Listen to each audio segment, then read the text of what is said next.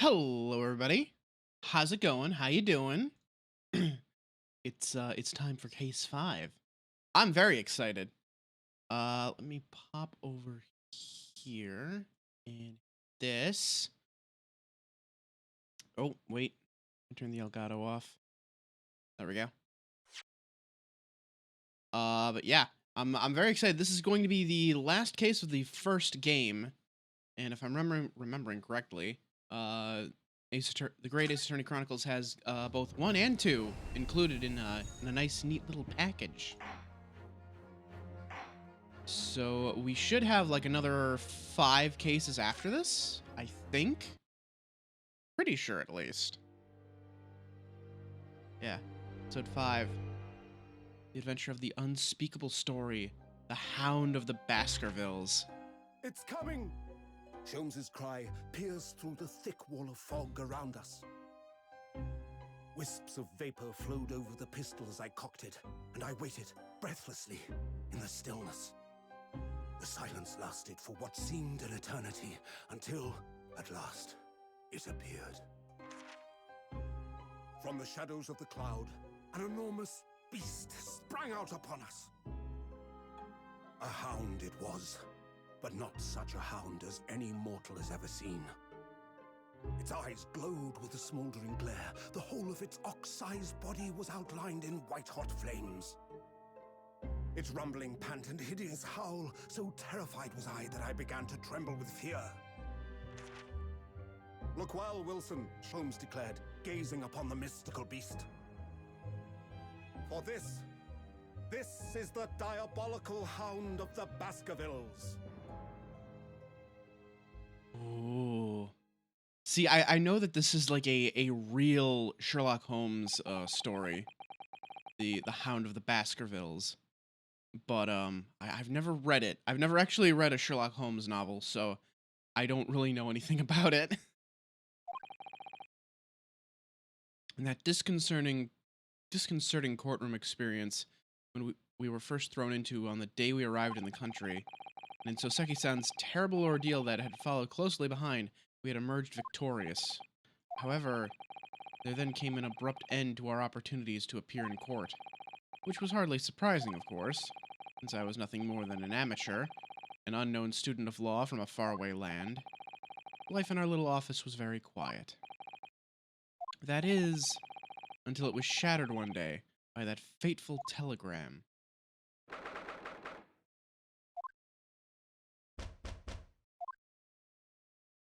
Hello, who's there? Oh, look! They got furniture! Look at how cozy the place is now. Look, they even got a teapot. They got an aquarium! Is that a little shrimp? Got a little shrimp on the bottom, or like a hermit crab. I love him. That morning, I was woken by the unreserved knocking on the door by the telegram boy. But after he'd gone, Susato-san's behavior became very obviously strange. Susato-san? Yes! Is it time for us to leave for court already? Let me see. What case is it today? I don't think I'm scheduled to defend anyone at the moment, am I? Oh, no, of course not. How silly of me. But I think Iris said she would make us breakfast this morning. So, shall we go down to Mr. Sholmes' suite? Yes! Iris makes the most delicious breakfast food. She does, doesn't she? Once our bellies are full, we can leave for court in fighting fit form. Let me see, what case is it today? Here we go again.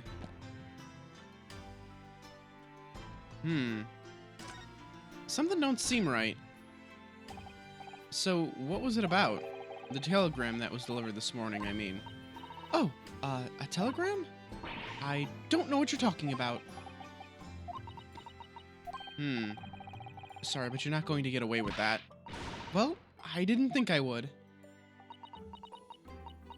Actually, don't give it a moment's thought. It's nothing. Nothing interesting. Boring, in fact. It was just a boring old telegram. That's 3 times now that she's tried and failed to convince me it was nothing. I promise that I'll tell you about it at some point. Alright, I understand. I suppose Soseki-san will have arrived back in Japan by now, won't he? Yes, I should think so. He left immediately after that terrible ordeal. Which would mean he should have completed the voyage already, or be just a few days away. A fortnight ago, we had that very long telegram from him. Do you remember? Complaining of seasickness. But by and large, it seems the voyage has been going well. Is something wrong, Naruhodo-san? I was just wondering, what might have become of Soseki-san had he stayed in London, that's all. You mean, as regards Lord Van Zykes, the Reaper? Yes. I can't help wondering if seasickness would have paled into insignificance in that case.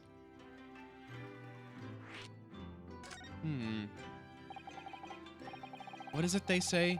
That no one who stands in the dock can be saved from the Reaper, right? Like the way that nightmarish trial ended on the very day we arrived in London.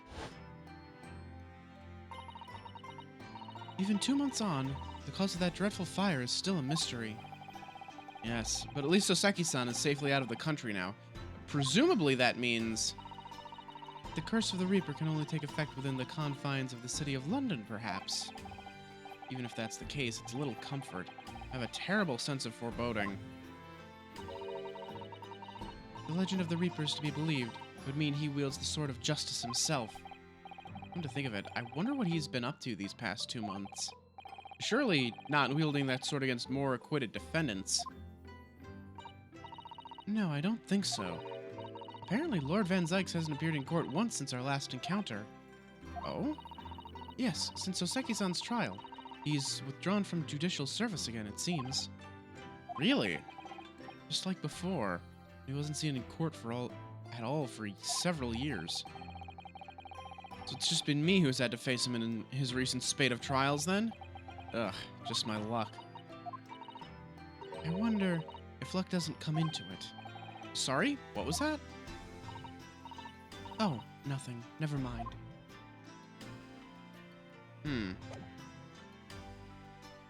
Alright, let's go eat some breakfast. God, all I had for breakfast was like a granola bar. I would love like some proper breakfast food. Especially since like Ryu and Mabel have been talking about we're talking about like breakfast food nonstop on their stream yesterday. It was like, and they keep talking about it in the Discord. Now I want pancakes and waffles.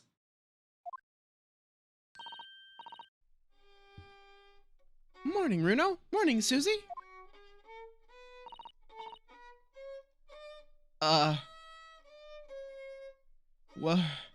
What the fuck is that horrible sound? Is that Sholmes?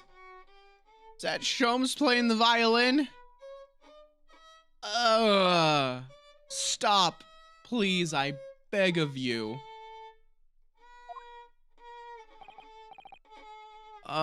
Iris? What is it, Runo? What is that terrible noise? It sounds like a cat being strangled. Ah, yes. You noticed that, did you? Really isn't in the best form this morning, it seems. Oh, thank God. Sweet silence. Hello. Hello, Mr. Sholmes. Good morning. A good morning to die, perhaps. Oh my God. He's just having his emo phase, guys. He's just going into his emo phase. You know, he's gonna start shopping at Hot Topic. He's gonna start wearing all black. He's gonna start complaining about how you know, conformity is, you know, the devil. And you know, if you can conform, you're just a big dumb stupid idiot.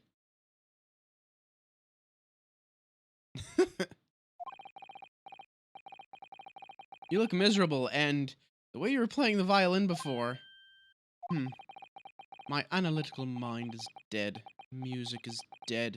The world is dead. Damn this blanched existence. That's all it is, my dear fellow. Nothing of consequence. I'm afraid I don't understand. Well, Iris, isn't it time we ate? Some dry toast and insipid coffee for me. It's not too much trouble. Cat. Cat? Oh, cat! Oh, cat! Look at the kitty! Oh, look, it's Wagahai. Good morning, boy. Look at him. He's precious. I love him. Look at the tiny boy. How did it get there? Well then, everyone, it's time for breakfast. Oh, wonderful. Let me help you, Iris. It would indeed be a fine day to die. I knew something looked different. Something's missing from Mr. Sholmes' desk. Has he just not had a case in a while and it's making him depressed? Wanting to die. You seem to be very unhappy this morning, Mr. Sholmes. What's happened? It used to be the case that in my hands, this violin sung like the dawn chorus. Its melosonant tones would make flowers bloom. It would. But now, the muses are unamused with me. The goddesses of music have thrown me over.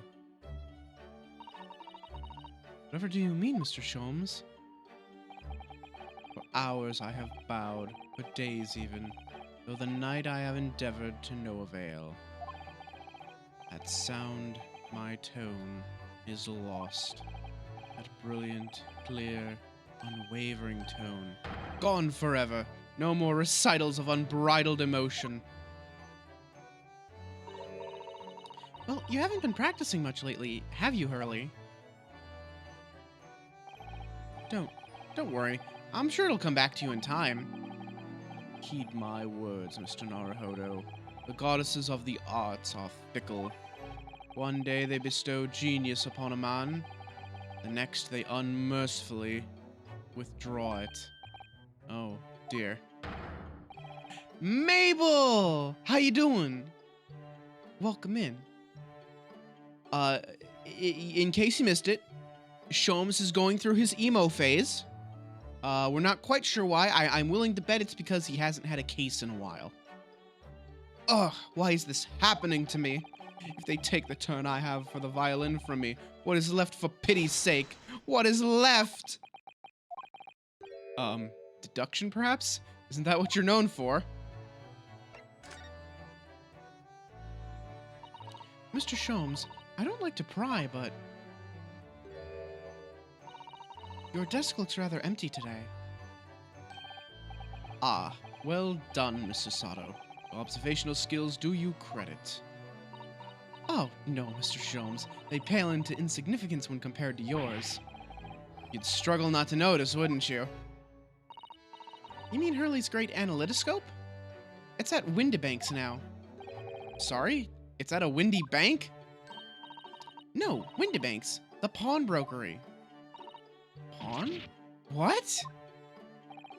You mean you've pawned that enormous machine of yours?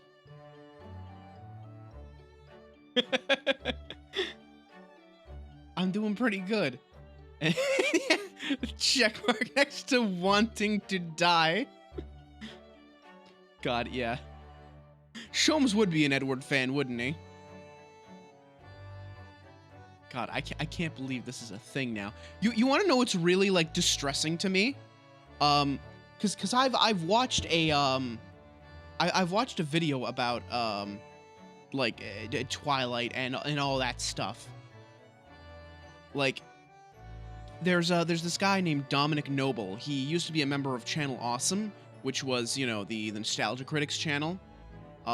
Anyway, Dominic does he does book reviews, and he does a series he calls Lost in Adaptation, where he reads books and then watches the movies that those books are based on and compares them and talks about, you know, how good of an adaptation it is. And what's really interesting is that in Twilight, what appears to have happened is Stephanie Meyer wasn't expecting people she wasn't expecting people to like Jacob as much as they did, so she deliberately wrote him to be a worse person. Like, she wasn't expecting people to like Jacob being much more, you know, upfront and honest and just kind of a generally nicer guy than Edward. And she was like, what do you mean they want her to wind up with Jacob? No, that's not gonna happen. I have to write him to be a shitty person now. They ruined our boy. Just because she didn't want people wanting Jacob. Team Jacob was doomed from the outset.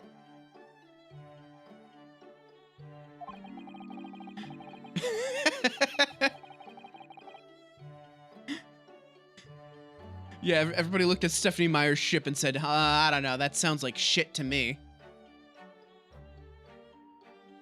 It has some considerable value, you see. Quite undeservingly. But isn't that a very important machine for your work? I do wish you had consulted us if your situation had become so desperate. I should have gladly passed what little income I have to you.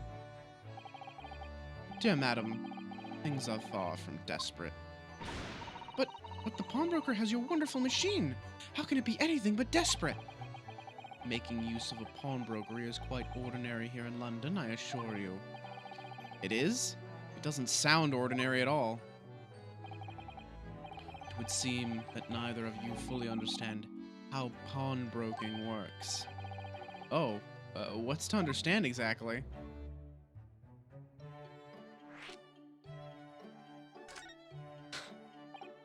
How does pawnbroking work? Yeah, Dominic's like really, really fun. Like all of his videos are like really fun to watch. Highly recommended. One of the few good talents to come out of the like nostalgia critic drama. He escaped relatively unscathed. He wasn't a shitheel like Linkara or Spoonie.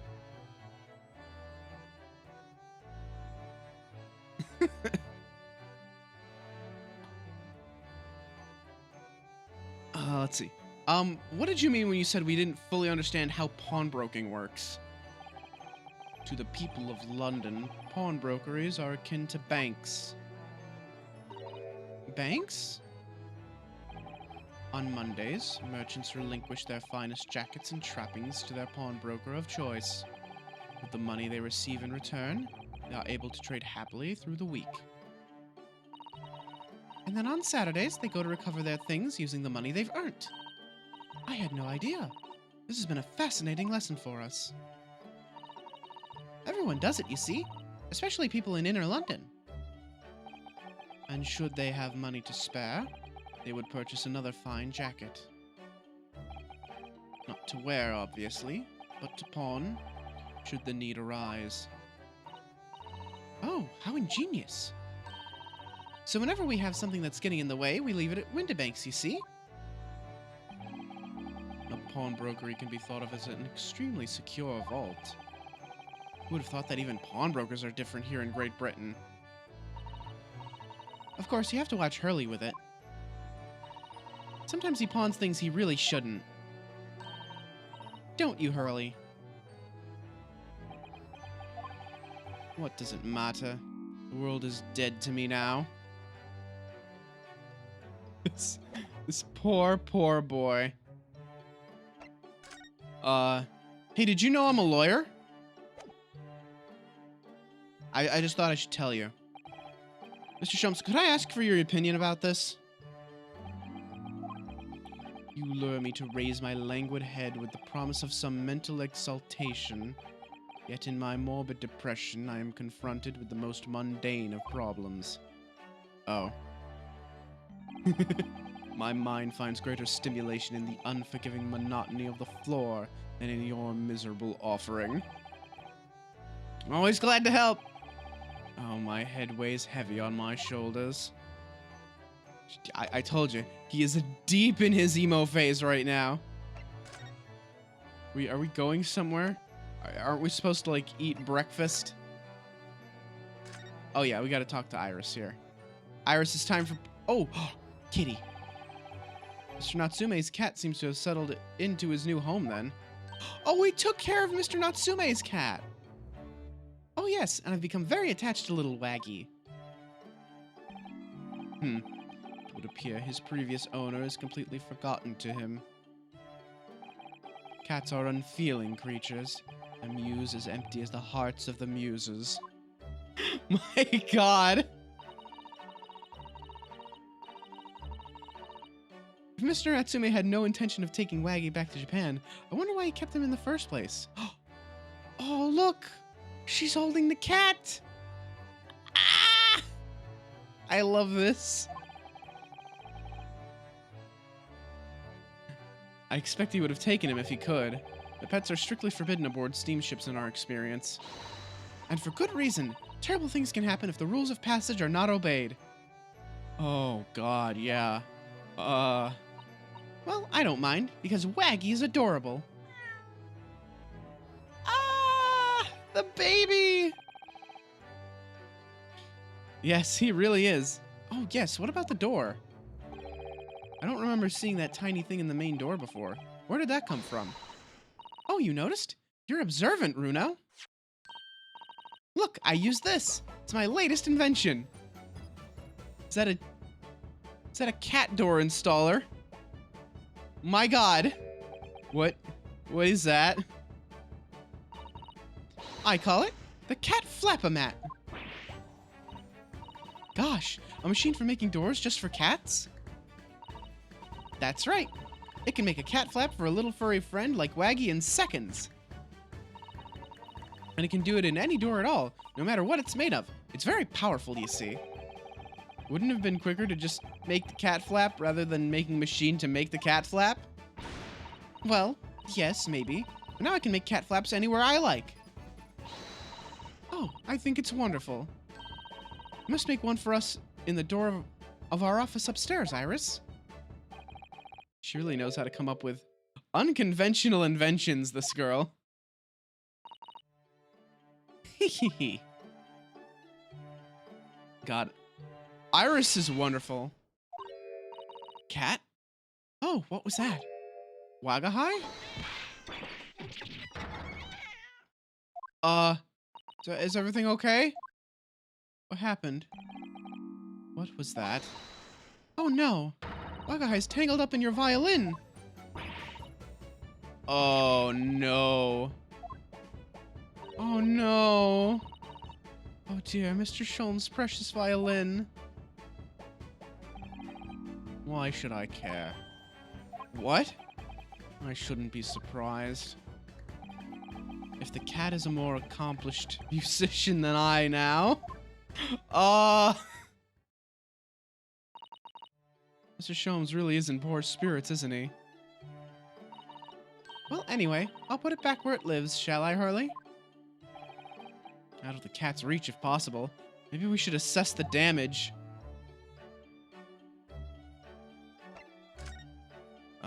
Wait. Examine. Is the violin okay? So this is the violin, is it? It's a Stradivarius, one of the finest violins in the world, made by the renowned Italian luthier Antonio Stradivari. Oh, wow.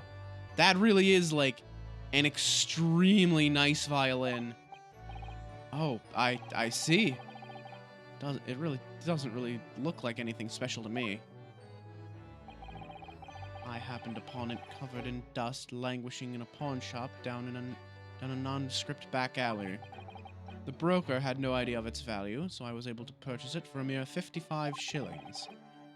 How honorable of you. And until today, it has been my faithful companion in every great Paganini-inspired performance I have made. I ask you, is there a reason to live in a world devoid of music, to tolerate this blanched existence? No. There is none. Mr. Sholmes. What, dear madam, what? My thoughts are preoccupied with fancies of release from this dull routine. Well, it's about the violin. It looks very different to normal, don't you think? Hmm? What do you mean, Mr. Sato? Oh, Susie's right! Yes, the tone of the wood is completely different. And that's not all. I'm sure there was no crack here before. Wait, it's not even the right size, is it? What's this? Oh, that's why it sounded like shit. I'm terribly sorry to have to tell you this, Mr. Sholmes, but that instrument isn't a violin at all. Then what? I believe it's an entirely different instrument called a viola. What? What? Oh, Mr. Sholmes, are you all right? You're right. You are quite right. This isn't my faithful Stradivarius. So what, pray, is this piece of stringed flotsam? Not your faithful performing partner, then? Ah, I see what must have happened. You do, Iris? This is just a simple mix-up. Sounds like Iris might be able to tell us exactly what's happened if we ask her. Oh, is this another pawnbroker thing? Like, they took the Strad to the pawnbroker, and they were gonna pick it up again. They picked up the wrong violin. Or viola, in this case.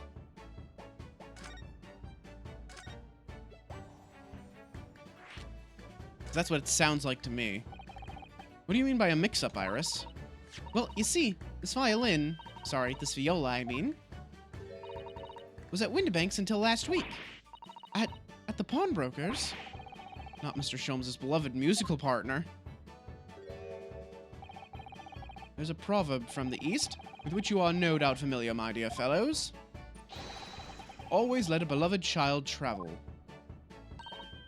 Yes, indeed.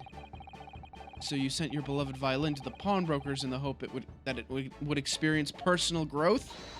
Oh, what a wonderful idea. Is it now? Last week I pawned my great analytoscope in order to release my precious instrument.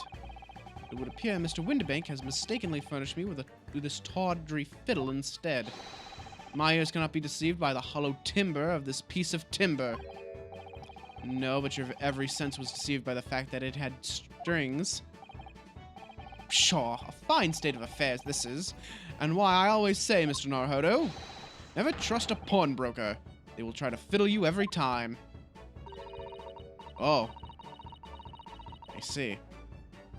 So what you're saying is, find an attractive pawnbroker. Sorry, what? Sorry, I had a brain worm. What happened? But earlier you told us that you could think of a pawnbroker as an extremely secure vault. Come, Mr. Naruhodo. Dilly-dallying will get you nowhere. Sorry? Crunching your toast with that vacant aspect. Fressing your coffee so obtusely. Are you not a little embarrassed by your own conduct, considering the urgency with which we are faced? We must visit Mr. Windibank's brokery at once. That's right, isn't it, Mr. Sholmes?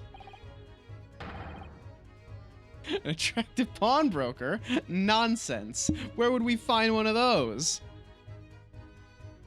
Precisely, Mr. Susato, without a moment's delay.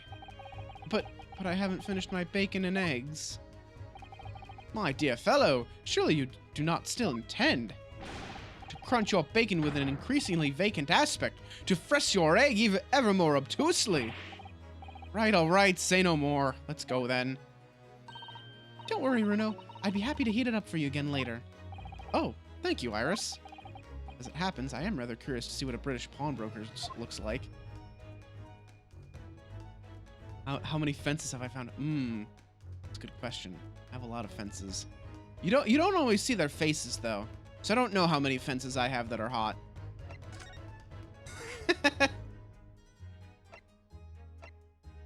To the pawnbrokery. We gotta get that Strad back. 15th of April, Windibank's pawnbrokery.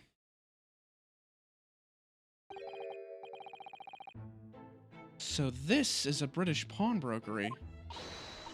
Oh my, there are all sorts of tools and contraptions in here that I've never laid eyes on before. Ah, Susato-san, that spark of wonder in your eyes. You can't wait to scour the shelves, can you? I get the impression that you enjoy places like this.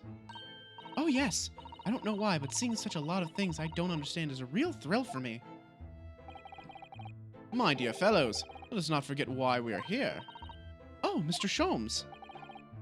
We are calling on matters of business, not pleasure. And clearly Mr. Sholmes means business too, judging from the spark of fury in his eyes. Ah, Mr. Sholmes, sir, welcome back. Did you hear that brazen welcome? Well, yes, we are potential customers after all. We are disgruntled customers, Mr. Narhodo, and it's time to inform Mr. Windibank of our ire. Come, the fight is afoot. There he is. Look at this man. This is good character design. I like this. I like the big mutton chops and the big mustache. All right. We need this violin back before Sholmes loses his mind. Naturally, you will recall this, which I retrieved from you some days ago. Yes. This second-rate fiddle is not my faithful instrument, Mr. Windibank. The color of the wood is different. It has holes in it. It's not even the same size. A wonderful summary of our observations, Mr. Sholmes. I'm so very sorry, sir. How utterly unforgivable of me. An inexcusable mistake for a pawnbroker. There's only one way to make amends. Where are you going? No, wait, what are you doing? No! Wait! What? Huh? What?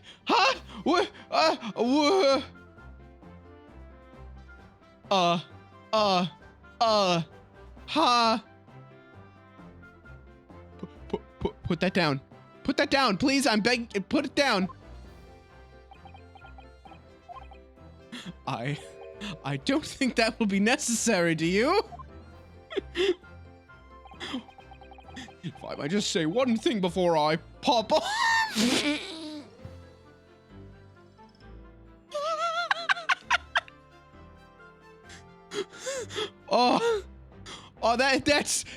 That pun was so bad. That pun was so bad I have to throw Shy out the window. Hang on. That's a Shia pun. Shia gets that. Deserves it. Someone has to die for that pun. Oh, wait. Wait, I shouldn't have said that. Oh, not in this position. Ah, yes. Oh, good God. It was you, Mr. Sholmes, who took it upon himself to remove the item the other day, I believe. Sorry. As I recall, I entered the storeroom to fetch your violin when I heard, "Ah, here it is." You did. And when I turned to controvert you, you had taken the viola and left, sir. However, there can be no doubt that the blame lies firmly at my own door for allowing you to leave. So I shall not grumble or grouse any longer. May this guilt die with me. No. Stop, my dear fellow. The fault is mine.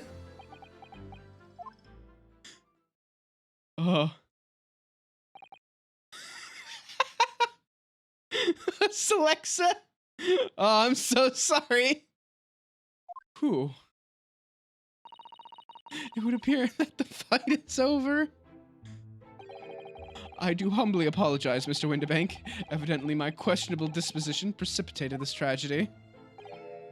Well, you wouldn't be Mr. Herlock Sholmes without that. Questionable disposition now, would you? Haha, I do believe you may be right, sir. It's either laugh or cry, I suppose. You are, it must be said, one of my more challenging customers. I needn't remind you of the peculiar collection of items you've brought through my door in the past. Oh, peculiar items? In the extreme, ma'am. For example, the unpublished manuscript of an eponymous work, the novels of Sherlock Holmes or some such. Oh my, a new full-fledged novel? And unpublished. A story I have yet to read, you mean? Ugh, forgive me. Wait, before you die, you must tell me more! Oh my god. Please, someone take the gun away from him. I'm begging you. I must know more. Tell me everything. Wow, Susato-san is really fired up now. Yeah, Susato was prepared to just let that man die. It's like, oh, well, okay, if you're gonna die, that's fine, but can you tell me about the story first? Pretty please. You should take the gun away or you might miss your shot at answers.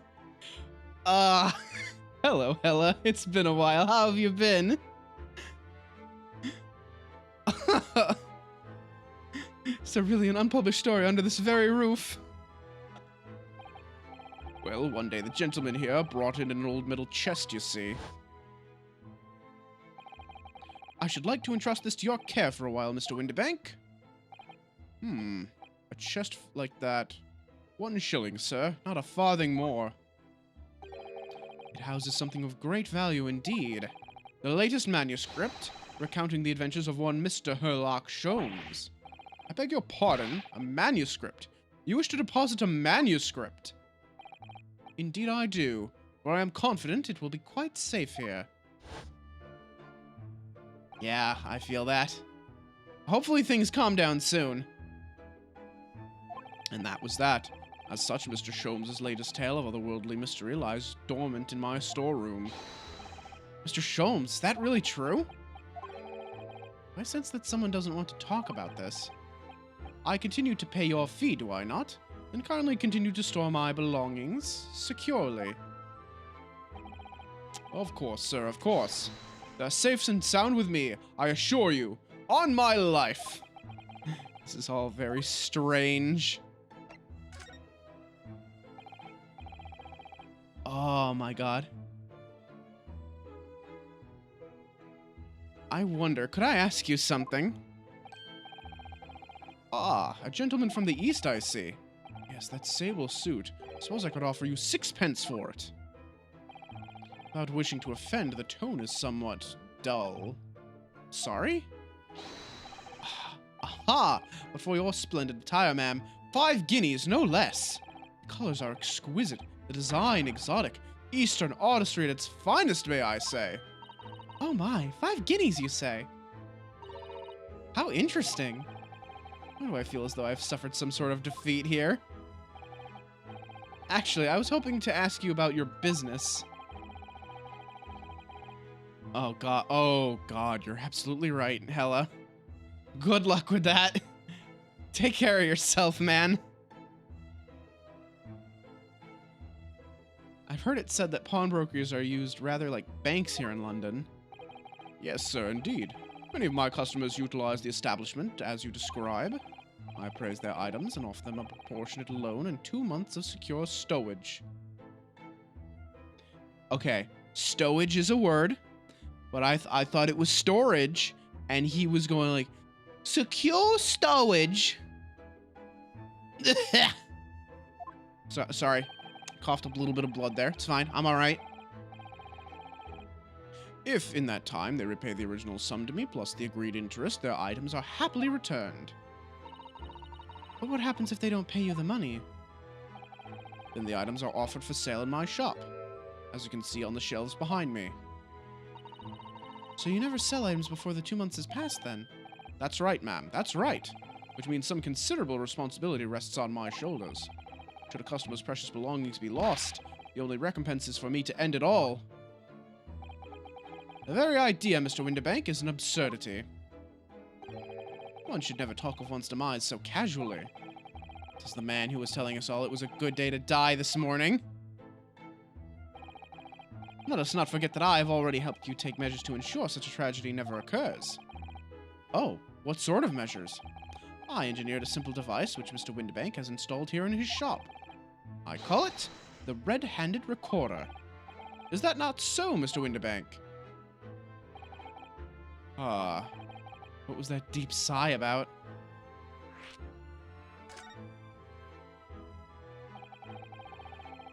What on earth is a red-handed recorder? Use your eyes, my dear fellow. They're just 2 below the ceiling. Oh. I can see what appears to be a camera attached to some sort of timing device. Very astute. It is indeed a camera furnished with some 100 pieces of celluloid film. Every 30 minutes precisely, the camera automatically records the appearance of the shop. Here, I have an example I can show you. Oh, I'm sure this won't, be important to the case that's coming up. Certainly not. I'm sure this is just a one-off thing. Ah, yes, a print from the camera set to record the activity at the shop counter. I developed a special type of film so sensitive it produces crystal clear image even in darkness. Really? That's extraordinary. Yes, you can clearly see the counter and the door behind it. Look.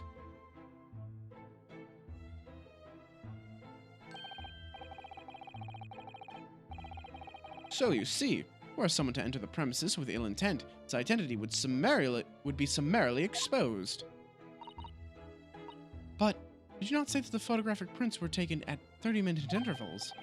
Indeed, as you say, my dear madam. Then what if the incident were to occur in between times? One could only say, that would be a cruel twist of fate. I must confess your devices have been giving me some cause for distress of late. I beg your pardon, Mr. Windibank. Surely they are anything but distressing. Reassuring is the word. It's the cost of the film, sir. You most graciously placed not 1, but 2 cameras in my shop, after all, which means I must pay for nigh on 100 utterly useless prints every single day. I'm afraid the cost of the film will break me before I'm very much older.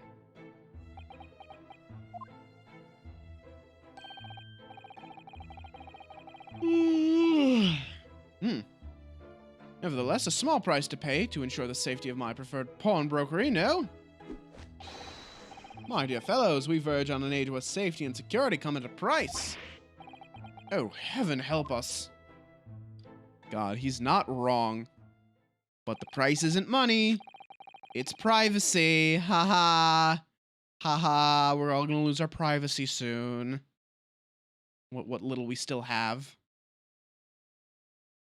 Now then, Mr. Sholmes, allow me to return your precious violin. Ah, the very thing. Thank you, Mr. Windibank. Perhaps this might mark the end of peculiar items you try to pop, Because if anything were to happen to one of them, this would be the only answer. I really think you ought to stop waving that gun around. Someone could get hurt. Fear not. Sorry? I've only loaded a single bullet, so no one but myself could possibly be harmed. That's not really what I meant. Good day to you then, Mr. Windibank. It's been a pleasure as always, Mr. Sholmes.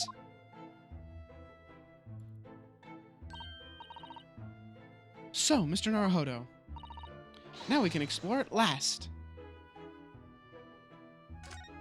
Yeah, sure, alright, let's take a look around. Is that a gong? Look at this. Look at this lovely, big, shiny Boxby. That, my dear madam, is a music box. Surely you have such things in your own country. Oh my. Yes, but I've certainly never seen one so large before. Shall we listen a while?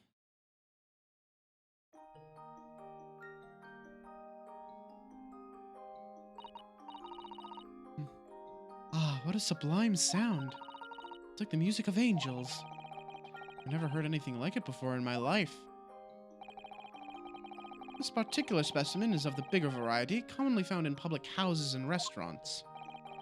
There's a metal disc inside on which the notes to be played are recorded.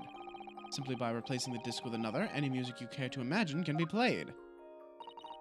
Oh, so it's a precursor to the record player. My goodness, what a simply delightful machine. Indeed. Though their popularity has waned recently with the development of the gramophone, of course. Oh, okay, so the gramophone does exist right now. Science and technology advance at such an overwhelming pace. What else we got? We got a big horse. It's on the shelves. What an assortment of things there are on these shelves here. Crockery, footwear, clocks and watches, almost anything you care to imagine. Those are forfeited items offered for sale by the pawnbroker. What does that really mean, though? When you pawn, or colloquially pop, an item, the broker loans you money against its worth. He stores the item for an agreed period of time, after which the loan must be repaid. If not, he's free to display it in his shop for sale at a price of his choosing. Oh yes, now that you've explained it, I'm noticing little price tags on everything. Of course, simply by paying the agreed interest on the loan, one can extend the period of safekeeping. So you may pawn that black garb of yours without fear, my dear fellow. My treasured university uniform? Never. It embodies my student spirit. How admirable. Ah, yes, the scales of justice.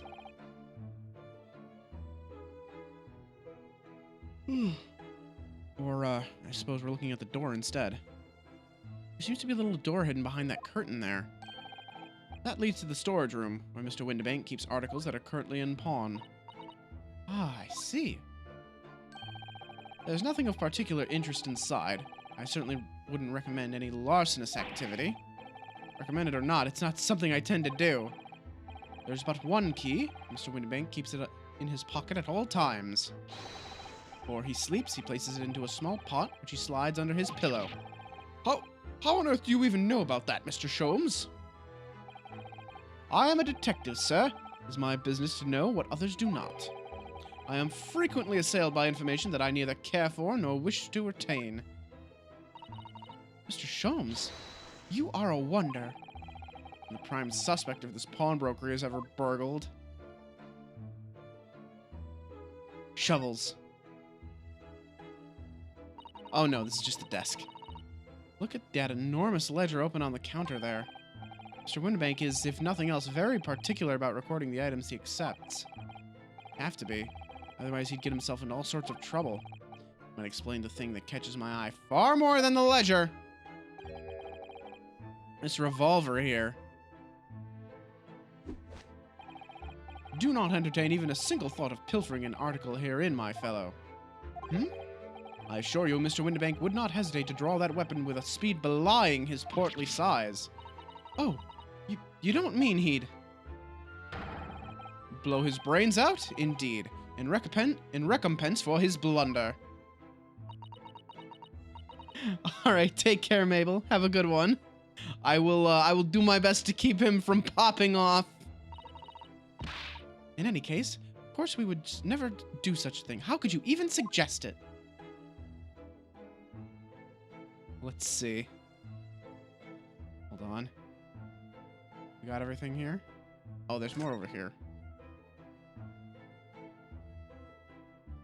Oh, there's a calendar.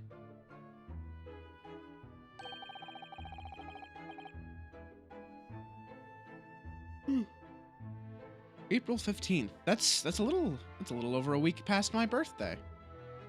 That's not a calendar you could easily miss, is it?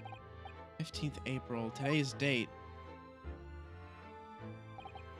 Yes, that's not for sale, I must point out. It is an Eastern-style page-a-day calendar.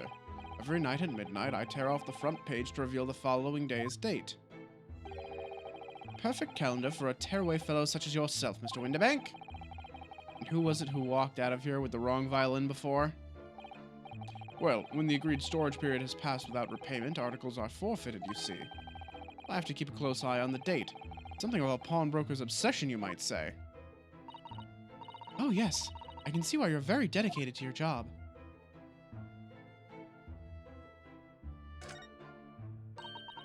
Three globes of gold. Is that some sort of charm? Dear me, have you not seen that sign before? No, never. The 3 golden balls are, in Great Britain at least, the universal sign of a pawnbrokery. There are more than 700 such establishments in the capital, all showing the same sign. Oh, I see. Ah, I had not imagined your ignorance was so profound. Oh, well, what is the significance of the 3 golden balls then? Does it have some special meaning? That is entirely unimportant here, dear madam. Irrelevant, even. You mean you don't know? Is that a radio? What do you suppose this rather enormous machine does? It seems to have 2 little windows for looking through. Allow me to enlighten you, my dear fellows. What you're looking at is a stereoscope. A stereoscope. Fascinating. It is aptly named, I assure you. Look through the eyepieces and see for yourself. Oh, I should be delighted to. Excuse me a moment while I just have a look. Just before you do, there is something I should point out. My dear fellows, in order to see the image properly, stereoscopically, as it were, you'll need to be cross-eyed. However, if that is beyond you, it is of little consequence today. Alright then, I'm going to try it.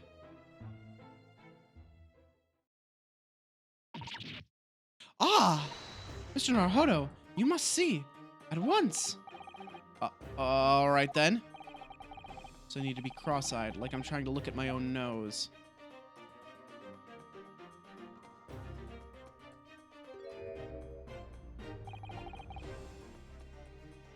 What the? I don't believe it. It's just a photographic print, but it seems like you could reach out and touch it. Yes, the sense of depth is startling, is it not? Stereoscopes are one of London's many fads. They're often found in little stalls in the park. People queue for hours to see them. Why? Why are people meddling with such black magic?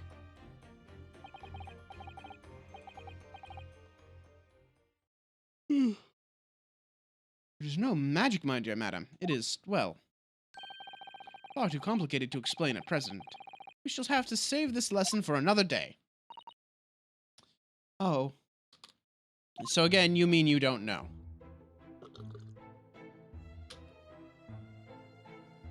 Ah, maybe I should have made myself some G Fuel before stream.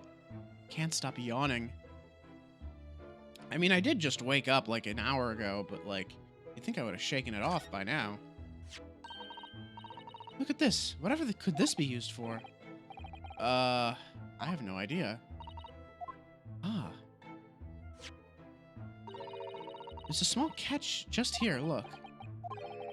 We're going to open it, aren't we? Oh my, it's amazing. That's some sort of spring-loaded mechanism, which we'll never manage to put back the way it was before. Hmm? What are you two doing? What, us? Nothing. No, nothing at all. Whatever this device is, it seems to have a pair of little windows to look through. Feels though I've seen something rather similar to this elsewhere. What? Only tumpence for it? That ain't fair, and you know it. The article's is barely worth a penny, miss. I cannot offer more. Sounds like there's an argument brewing over by the counter. Oh, it's the pickpocket. Come on, that can't be right. Have you even had a proper butcher's at it? I've seen all I need to see, young girl. There she is. My friend in crime. Wait, don't we know? I'm sure I recognize her. It's Gina Lestrade.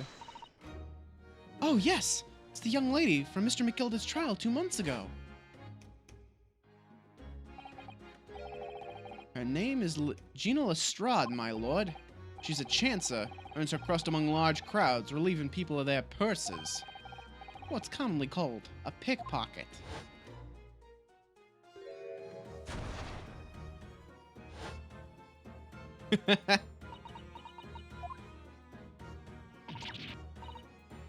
Gordon Bennett, you lot!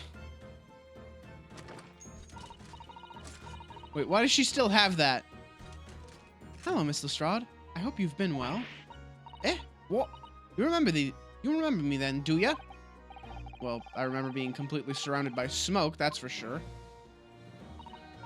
So, what are you lot doing in here? Down and out like the rest of us? Nothing to eat? Come to pop that black weasel, sorry, coat, have ya? What is it about this black uniform that makes everyone comment on it? Ah, good day. Unless I'm very much mistaken. You would be the young pickpocket who stole our experimental smoke grenade launcher. Ah! Mr. Sholmes. So, you have something of value to pawn, do you? Let me to see the article, and I shall negotiate with Mr. Winterbank on your behalf. Pull the other one. I don't need no help from some stuck-up D. Get out of my business. Go on, or I'll make trouble for you. As you wish, Miss Lestrade. I will be happy to remove myself from your presence.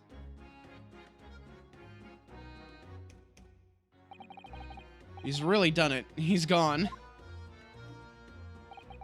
I'm sorry, but as I said, there really is no room for negotiation here. What is that thing he has in his hand? Some kind of metal disc? And you, go on. Leave me alone. Oh, Miss Lestrade, just pretend we aren't here. We shan't be offended in the slightest. Chisada-san can really stand her ground when she wants to. Whatever.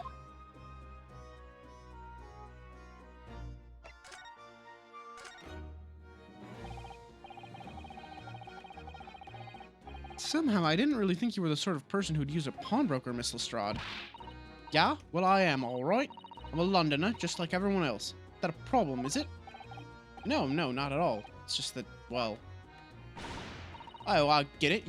I know what you're thinking. That thing probably don't even belong to her. Probably got it on the dive, didn't she?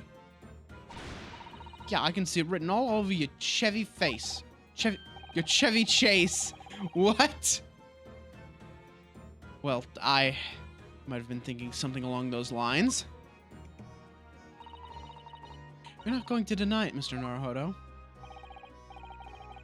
Alright then, I'm just going to come out and ask you straight. Do you pawn things that you steal from other people?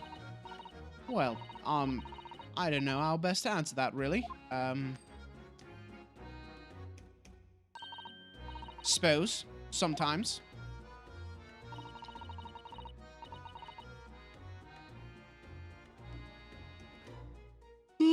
God, I'm sorry I keep yawning. You're not going to deny it either, Miss Lestrade.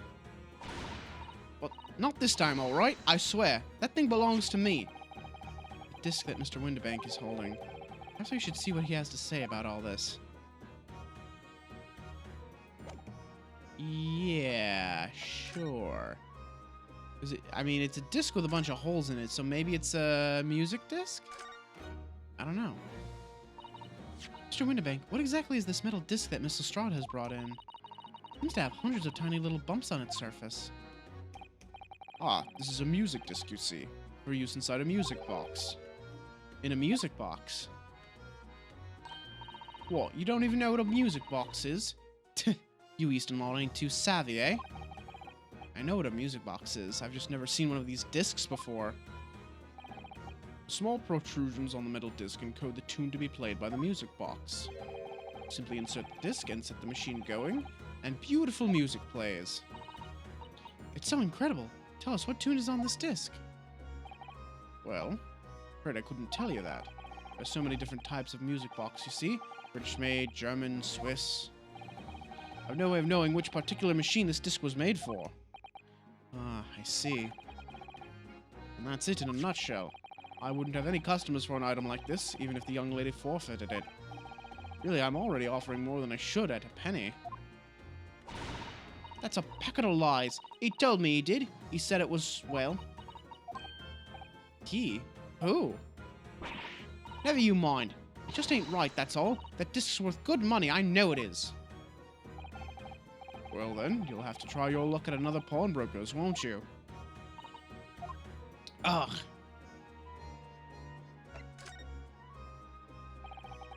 She's been in before, of course. This little tattered Damalian. I see. And brought some dubious article or other with her every single time, I might add.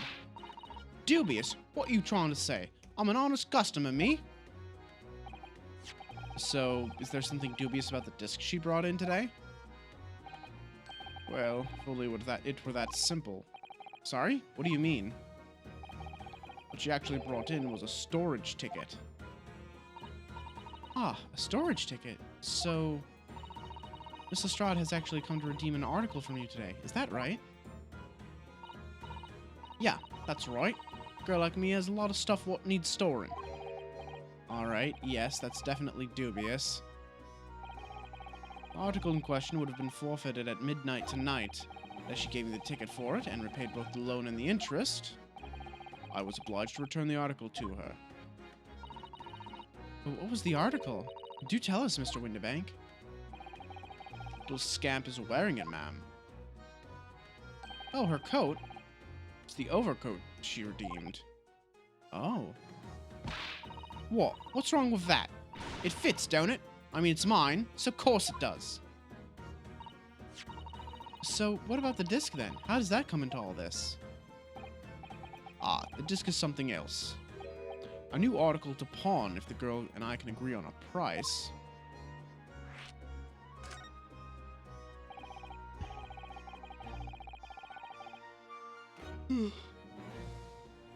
I'm confused. I thought you said that Miss Lestrade brought in a storage ticket today.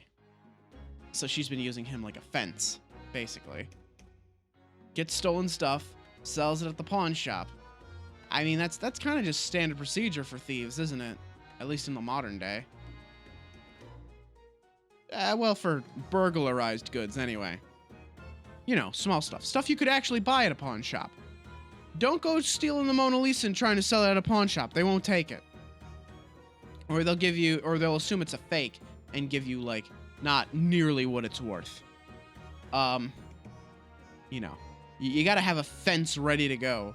Or a buyer, even better. I'm confused. I thought you said that Miss Lestrade brought in a storage ticket today. Really quite simple. Yes, the child brought me a storage ticket and the money owed on it, as you say. This heavy black coat, which you returned to her care, as I'd understood it. That's right, yes. Rather unsurprisingly, as soon as the little ragamuffin put the thing on, she went rifling through the pockets. Oh, you mean... What? Don't you know it's rude to stare at a lady? Ah, I see. So it came from the pocket of the overcoat, did it? You mean this disc? Then yes, exactly, ma'am.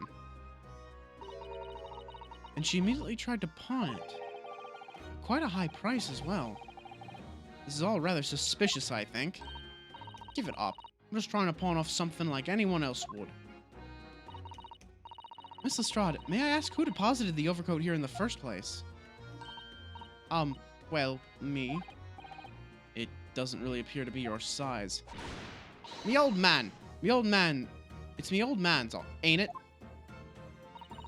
Is it, Miss Lestrade? Yes, this is definitely all rather suspicious. Like, I believe she said before that her parents are out of the picture. Out of my way, please. Oh my god. Zappelli, is that you? Holy shit. That is just straight up Zappelli, isn't it? Hang on. Wait, no, not Zeppelin, Zappelli.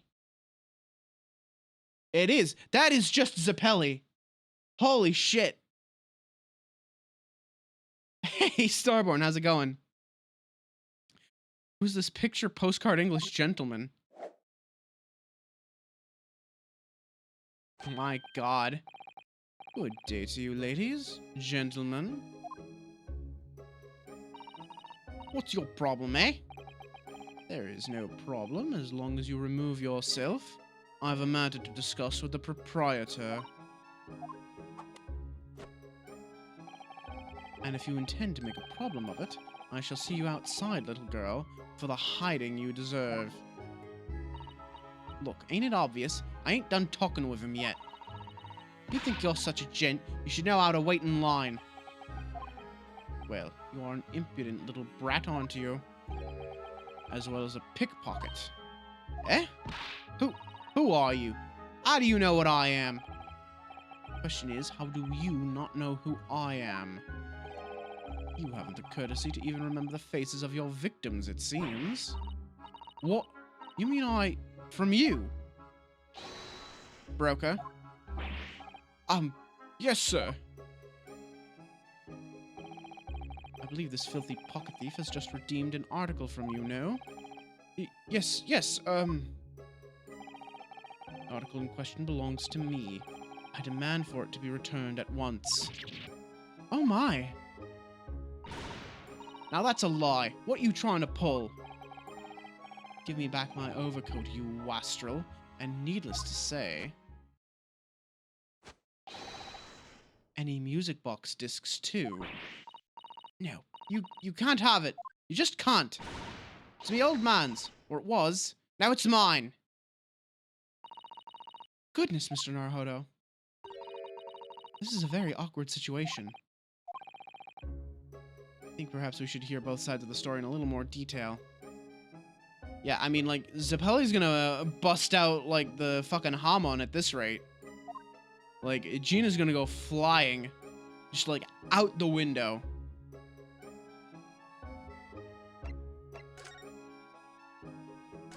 Talk to me, Zeppeli. I want to know more about you.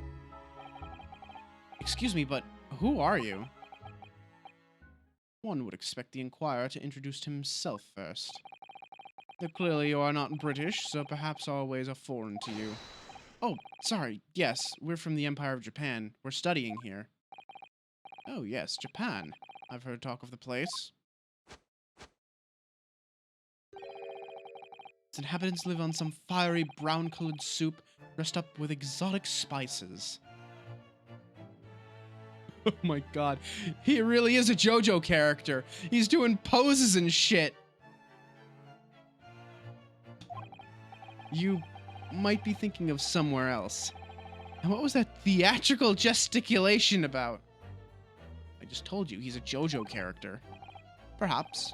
Anyway, if you are a gentleman, sir, you offer your own name first before inquiring after the name of another.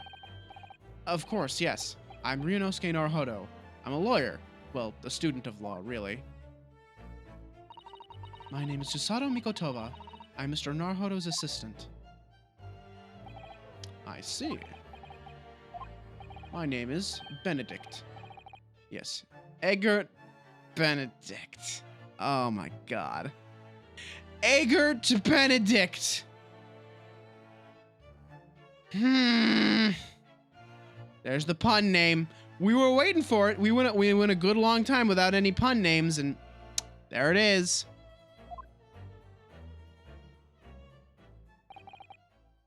Enchanté. He's so refined in how he holds himself and how he speaks. That name is suspicious. Now, to the matter at hand. These animations are something else. My overcoat, return it at once to someone with the style to carry it off.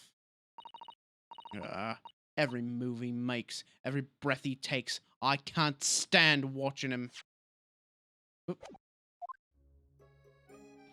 Every move you make, every breath you take.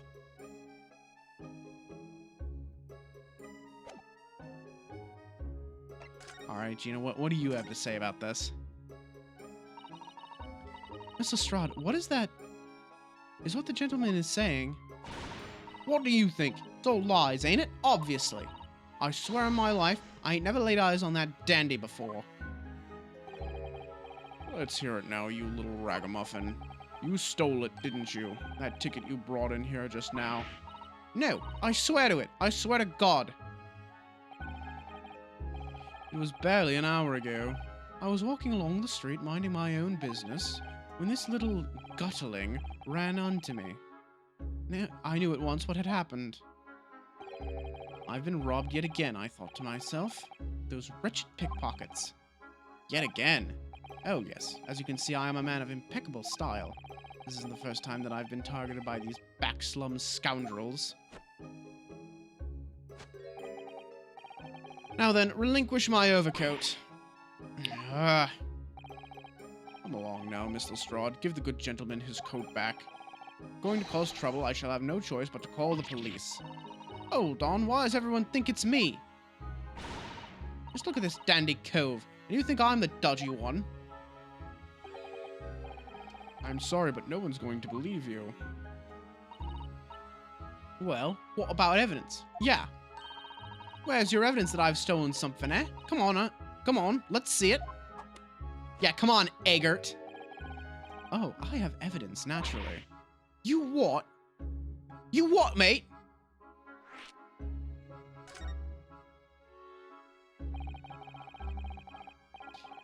Evidence that the article Miss Lestrade redeemed actually belongs to this gentleman. Of course, we need only consult Mr. Windibake's ledger to know the truth. We'll be able to look up the name of the person who deposited the article in the first place. Yes, brilliant! I'm very sorry, but I'm afraid that won't be possible. Oh.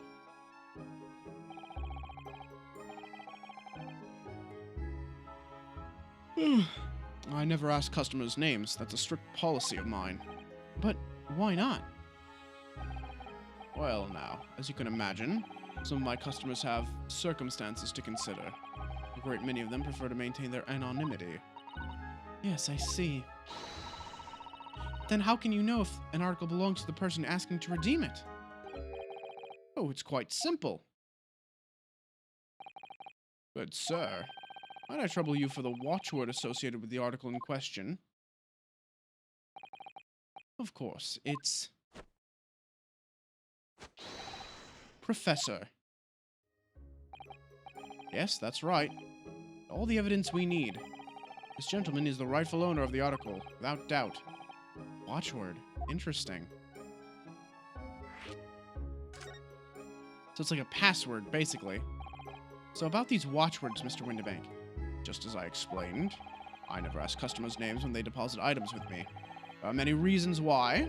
Certain customers would like to keep their activities a secret. He says, staring directly at Sholmes. That wasn't exactly a subtle glance at Mr. Sholmes now, was it? Great detectives have no dark secrets. None at all. Yes, well, anyway. That's why I always ask for a watchword whenever I accept a new article.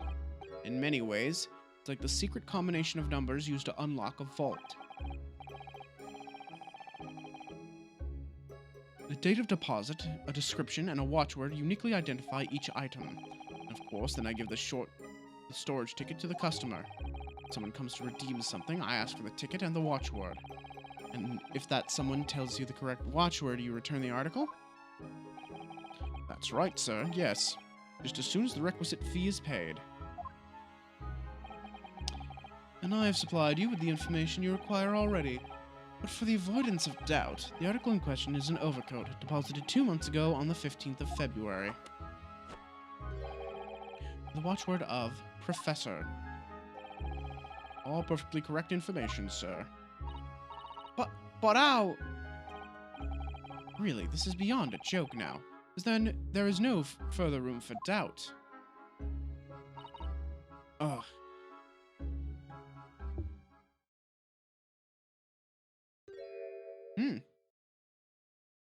Actually looks kind of nice on him. So, let that be an end to the matter. And thank you for your custom, Mr. Eggert Benedict, sir. God, what a name.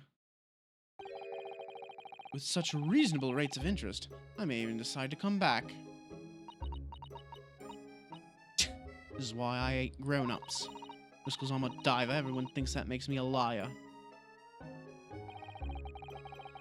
And the contents of the coat pockets, if you please, broker.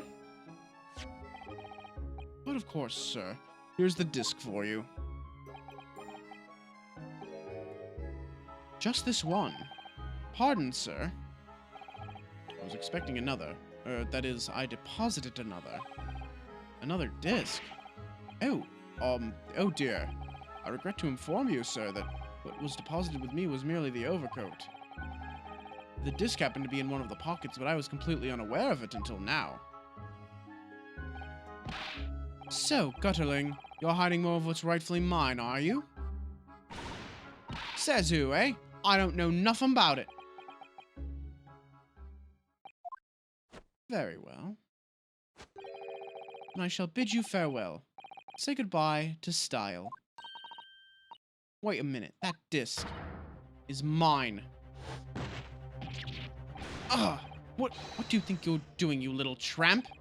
You've drawn blood, you filthy animal! Oh my, yes, there's blood on the disc. It's because of all those sharp little bumps. Man must have scratched his finger on them. I found it first, alright? I mean, it belonged to me, old man. So you're not having it. Oi, you take it. Me? If I hang on to it, they'll have it off me again. So you keep hold of it. Miss Lestrade, why is this disc so important to her? Huh. You there, in the black livery. Hand that disc to me at once, please. No, don't! He's a lion. Grown-ups are all liars. Ugh, what do I do now? How am I going to resolve this? By running away!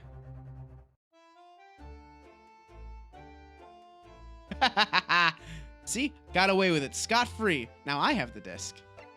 I'm gonna go home and play it on Sholmes' music box. Alright. Just kidding. Bro, I don't know. Oh, Miss Lestrade is really looking daggers at that mysterious gentleman. I need to do something to calm things down before she loses control and attacks him again.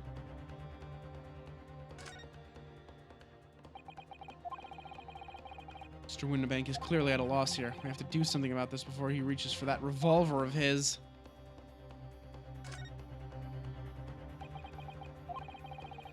Look at those piercing eyes. He's clearly in no mood to talk. We have to do something quickly before this mysterious gentleman leaves to fetch the police or something. Oh, Sholmes. Sholmes, you can fix this, right? Mr. Sholmes, what are you examining with such keen interest there? As you enjoy a bar of caramel, I see.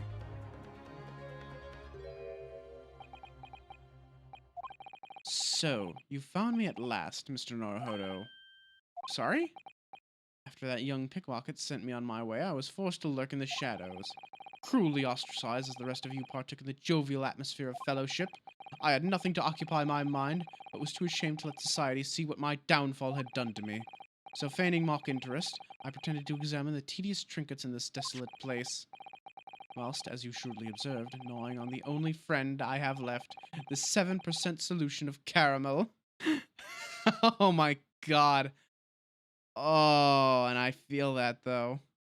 The only friend left in the world. Every now and then. Parade, you claim to understand the depths of my despair, Mr. Naruhodo, but how could you? I was so lonely, so desperately lonely. Then why on earth didn't you rejoin the conversation? Things have gone from bad to worse here, you know. Yes, I overheard much of your conversation. Or rather, in my craving for human contact, my ears devoured every word that was uttered. You really were sad, weren't you? Poor Mr. Sholmes, I feel simply awful for you. It would seem that my inferences are correct. Oh, surely you're not about to tell us. You've solved the entire case once again. My dear madam, sometimes I wonder, were my genius for deduction to be commoditized? How much could I pawn it for? It seems Mr. Sholmes has had another of his flashes of inspiration. And who knows if it will help to resolve the situation between Miss Lestrade and the mysterious gentleman. What's the right thing to do here? Listen to the deduction, obviously. No one else has any better ideas. Well, Miss Lestrade, it would appear you find yourself in something of a predicament. What in the blue blazes have you been, eh? Pardon? When a lady's in trouble, a true gent's supposed to be there to help. Straight away. Not an hour later. Harsh. And who, pray tell, are you? Mr. Eggert Benedict, you have, in my eyes, a veritably encyclopedic array of curiosities about your person. Nevertheless, there are two immovable conclusions I have drawn. I beg your pardon. The first is this. The true reason for your visit to the pawnbrokery today is something you have not yet revealed. And the second is this. A considerable crime is in contemplation, one you will orchestrate with intent to steal a vast sum of money. Well, Mr. Benedict, what say you to my deductions? How? He's turned white as a hard-boiled egg.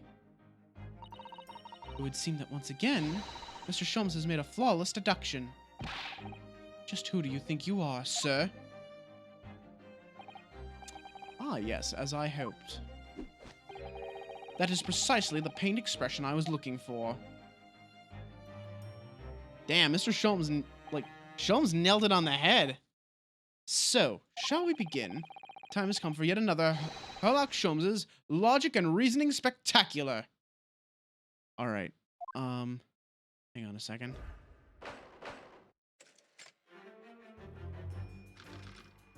Topic 1. Mystery Man's Aim. First of all, we must ask ourselves on what business you ventured into this pawnbrokery today. Alright. Y'all hold on a minute. I'm really sleepy and, yawning, even though I, slept pretty good. I'm gonna be right back. I'm gonna make some G Fuel. I need caffeine in my life. So I will be right back. Hang on. Don't go nowhere. I'll be right back.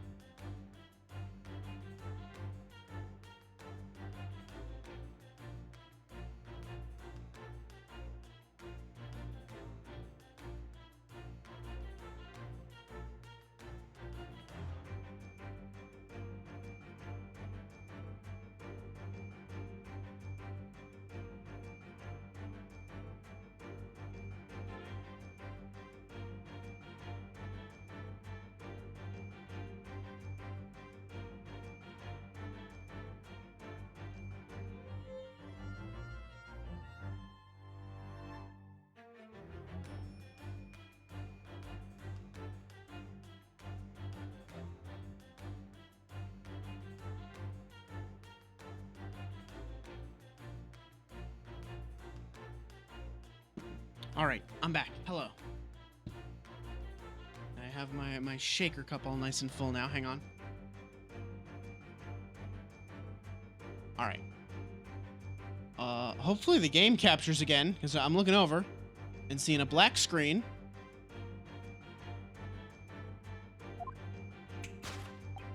Okay, there we go. I don't know why it does that. Alright, hang on. Just need to, oh dear. Uh-oh. The scoop is, completely caked in, powder right now. Hang on.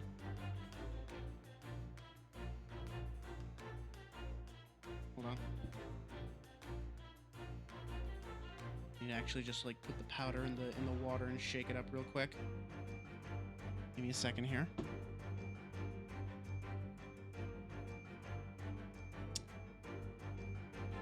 The water that comes out of my tap isn't as cold as I'd like it to be, though. Wish it were a little bit colder.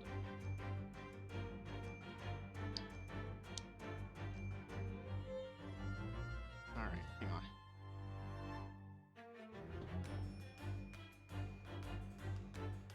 G Fuel is honestly like way better when it's colder. Good. Oh, fuck. Damn it. Where is it leak? Why is it leaking? Hang on. What the fuck's going on?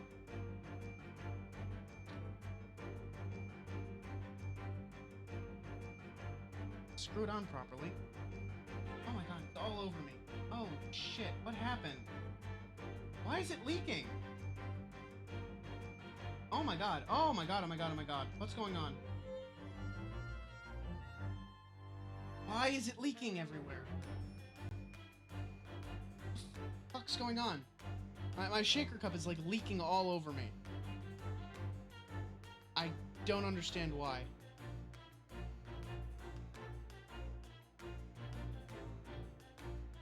Did it not seal properly? Did I not tighten it enough? I got it about as tight as I could. Oh dear, hang on. It's still leaking somewhere. Oh, that might be part of it.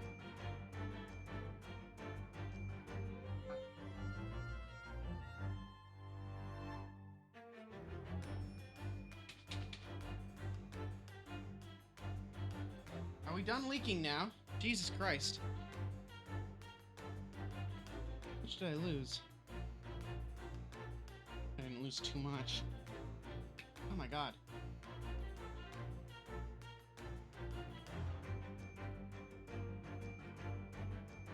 Ah. Well, if the G Fuel didn't wake me up, getting it all over myself certainly would. Ugh. God. Alright, I need another second. Now my hands are all sticky.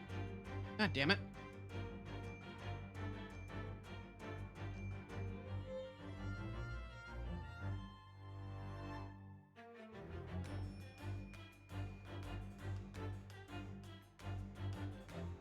Stupid shaker cup didn't like seal properly when I twisted the cap on. Okay, alright, we're finally back. You claim to have followed this pickpocket here, having had the redemption ticket stolen from you on the street. But that is most certainly a lie. The real truth is something quite different. As revealed by that which you hold in your hand. Yes, what brought you to the shop in the first place is the staff recruitment flyer. The piece of paper in your hand is a staff wanted advertisement from this very shop. Yet even the most unobservant would soon realize that a man of your appearance has no need of such employ. In other words, there is some sort of ulterior motive for your actions. Ah, that's Egbert Benedict ain't your name. Your initials are AG. That cane which you unwittingly clutch in your person exhibits an incontrovertible contradiction. What utter rot! I've had this cane for years. Contradiction of which I speak is, of course, the missing ferrule. And of any walking cane would be terminated with a metal ferrule to protect the wooden tip. And yet, detailed analysis shows the wooden tip of the stick to be utterly bare. Therefore, there's only one conclusion. The rod which you hold in your hand, which appears to be a walking cane, is in fact no cane at all. It's a sword cane! You recoil, sir. Is something wrong? And in your recoiling, you inadvertently facilitate the answer to the next conundrum to present itself. Namely, what is the truth behind this rod you bear? Yes, your reaction betrays the truth. The handle, which you evidently would like to conceal, is the key to understanding this riddle, you see? The moment I saw it, my suspicions were roused. What walking cane demands such a stout handle? Mused I. But of course, as I said, this is no walking cane. No, that rod.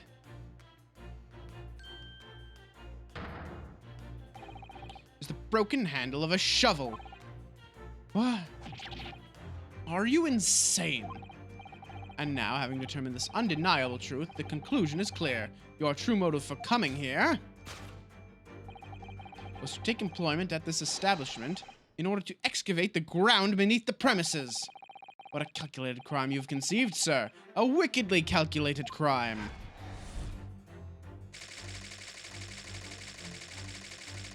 I mean, tunneling underneath the vault is always a good way to get inside. Any thief will tell you that. Now, Mr. Benedict, let us continue.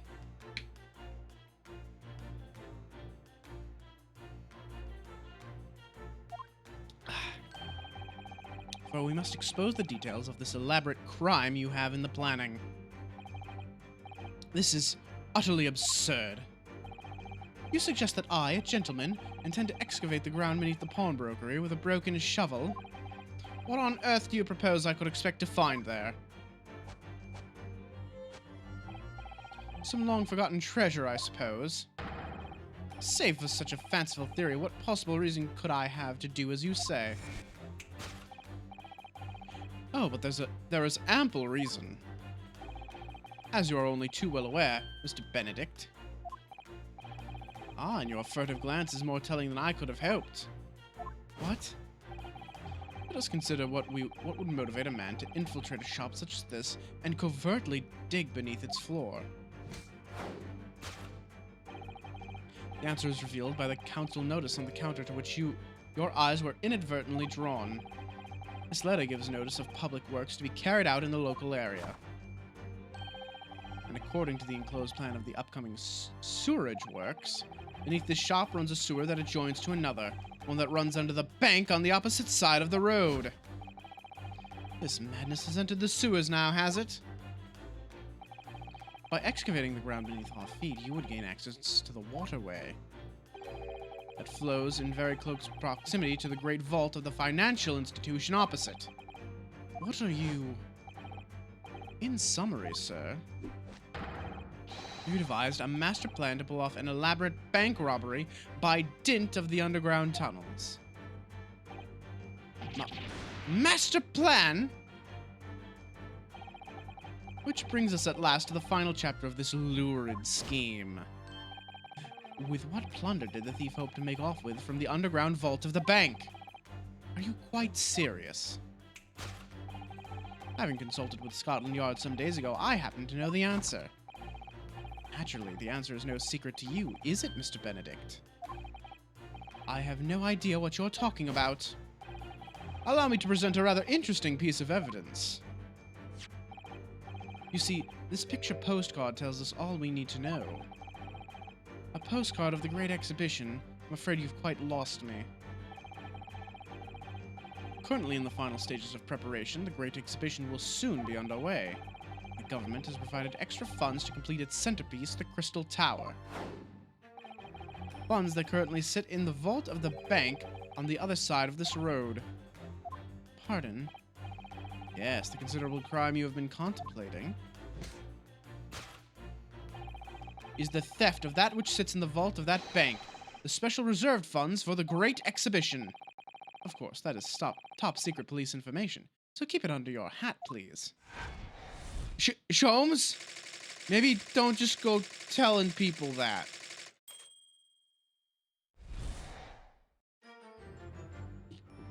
Especially people that you think are criminals? Thus concludes Sherlock Sholmes' great deduction of this pawnbroking puzzle.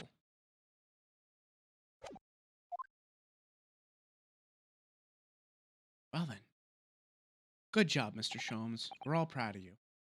Mr. Sholmes. Well, Mr. Naruhodo, an impressively upbeat deduction for a detective racked with loneliness, would you not agree?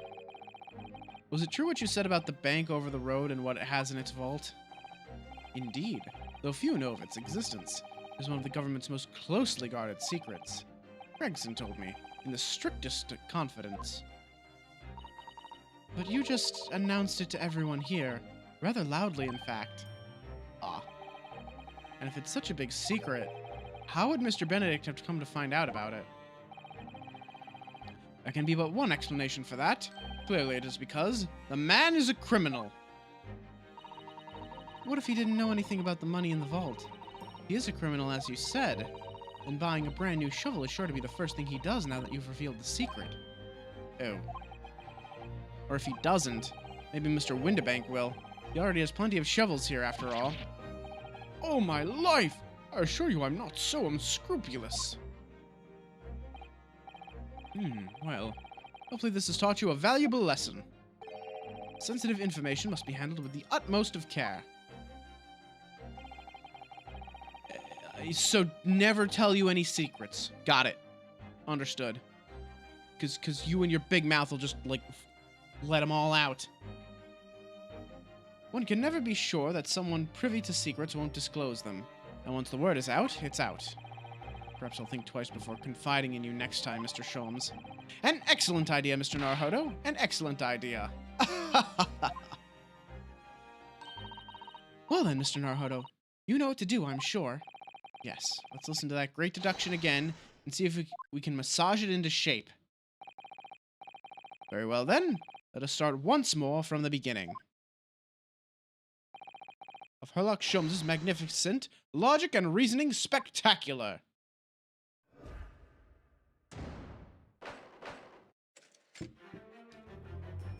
All right.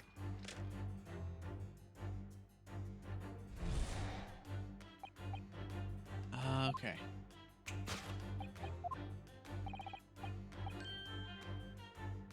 So let's take a better look at this this flyer here. So that ain't right. So by Mr. Sholmes' reasoning, Mr. Benedict came here in order to apply for a job so he could dig down through the floor. Yes, and attempt to tunnel into the sewers to gain access to the money in the vault of the bank across the road. But he wouldn't get very far with a broken shovel, would he? No, I think it's fair to say his motives lie elsewhere. Question is, where? What did bring Mr. Benedict here at this particular point in time? Aha. Now what is this? Oh, look at all the scribbled notes on the back of the flyer here. I don't believe it. What is it? Listen to what it says. Name, Gina Lestrade. Height, 5'2". Green cap, scruffy waistcoat, grubby white shirt, blue satchel, ragged. It's a detailed description of Miss Lestrade. Goodness! It's even a sketch of her, hat and all. Although if he showed it to her, she'd fire that smoke grenade launcher in his face for sure. And look, the details of the shop have been written down here too. Windibank's Pawnbrokery, Baker Street. Redemption deadline, 15th of April. Which is today's date. Why would Mr. Benedict have all that information scrawled on the back of that piece of paper? Take that! Here we are.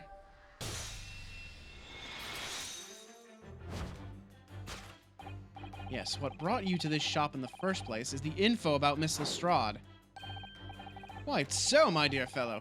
It appears that the writing and sketch on the reverse of the flyer pertain to the pickpocket Miss Lestrade and to Mr. Windibank's pawnbrokery here.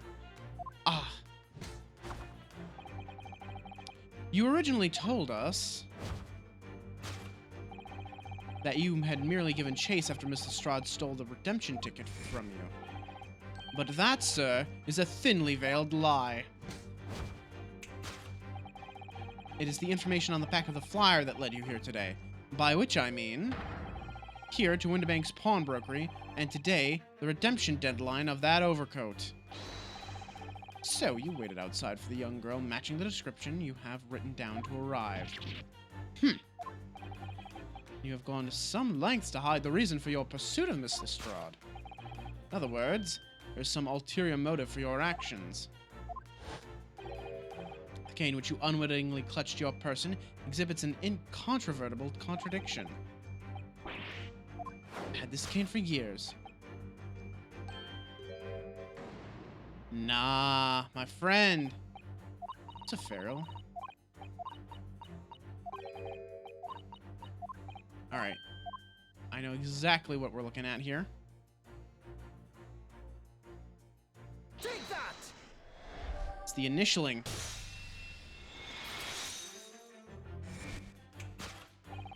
Contradiction of which I speak is, of course, the initialing. A most astute observation. Wouldn't you say, Mr. Eggert Benedict? Well, led to believe, sir, that your initials are E.B. Yet in a most possessive manner, you have in your grasp a cane bearing the initials A.G. An incontrovertible contradiction indeed, would you not agree? No. You're wrong. This cane isn't. You said before that you had that cane for years. Ugh. So don't try to tell us that you just borrowed it from a friend or found it in the park. In short, though you hold yourself to be a gentleman, you have withheld your true name. You recoil, sir. Is something wrong? In your recoiling, you inadvertently facilitate the answer of the next conundrum to present itself. Namely, what is the truth behind this rod you bear? Yes, your reaction betrays the truth. Yeah, he's gonna call it a shovel. Nah. I heard something like tear or crack, though. That fine-looking overcoat, and now a mysterious man has appeared, introducing himself with a fake name, claiming that the overcoat belongs to him. Suggests that everything he's told us is untrue. Do here is somehow prove that the overcoat cannot possibly belong to him.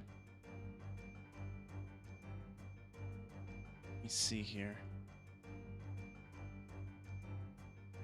Oh, yikes. Take that! Yeah, it don't fit you, does it? Look at that split seam.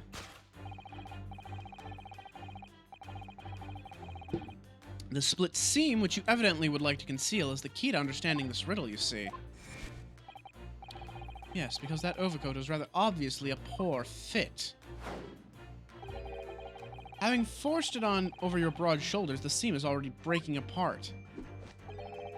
My suspicions were aroused from the outset. When you so boldly lied about your name and so boldly waylaid this pickpocket. Ugh. This catalog of untruths has all been for one very specific purpose. To steal the article that the young girl redeemed from Mr. Windibank. Ugh! But what really irks me is this. The considerable crime I initially imagined has been considerably curtailed.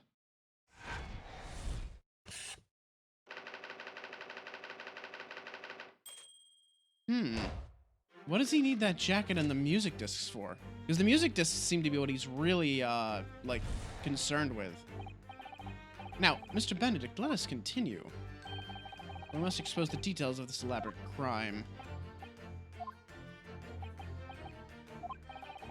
Forgotten that I redeemed the article in the proper manner using the watchword. Had I not been the one to deposit it in the first place, how could I have possibly known the relevant details? Ne sais pas. Oh, but the watchword can be discovered. As you are too well aware, Mr. Benedict. Ah, and your furtive glance is more telling than I could have hoped. Let us consider how one might come to learn a secret watchword relating to the pawned property of another. Method is revealed by the council notice on the counter to which your eyes were inadvertently drawn. Yeah, the deduction needs to change really dramatically. Yeah, he knew the watchword, but I'm willing to guess that it's written down like in a ledger. Like, one of these ledgers has to have it like written down, right? Notelet. Dog. Let me get a little more of a look at that. Look at this, Mr. Sato. Ah, it appears to be a memo that Mr. Windibank has scribbled to himself. Let's see. What does it say? Oh, Professor.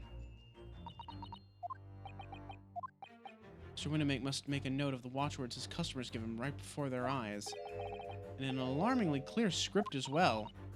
Oh dear, I don't know where to look. Who knows what other secrets I might see? Alright, well, easy enough then.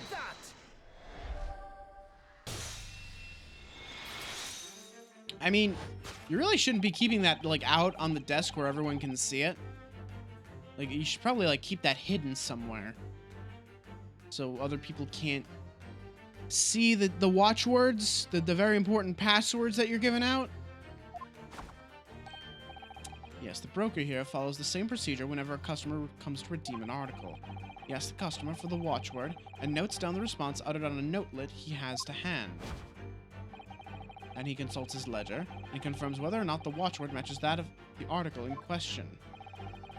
I would expect nothing less from a diligent pawnbroker. But his diligence has disadvantages. What are you talking about? It is increasingly apparent that you were present in this shop before your accusation against Miss Lestrade. In all likelihood, you followed her inside and then observed her talking to Mr. Windibank. When the diligent broker made a note of the watchword, as is his common practice, you observed him writing the word professor on the notelet beside the ledger. And that, sir, was the master plan you devised to steal the pawned article from the young Miss Lestrade. Master plan? Which brings us at last to the final chapter of this lurid scheme. Why would you go to such lengths to redeem that particular article from this pawnbroker? Are you quite serious? For an ill-fitting overcoat hardly seems to justify the effort, much less a worthless music box disc. Naturally, you had very good reason to make them yours, didn't you, Mr. Benedict? I have no idea what you're talking about. Allow me to present a rather interesting piece of evidence. You see, this picture postcard tells us all we need to know. Nah. The articles we're talking about are the overcoat and the music box disc that was in one of the pockets, which, according to Mr. Windibank, isn't even worth a penny. Yet this man went to such lengths to steal them. Why?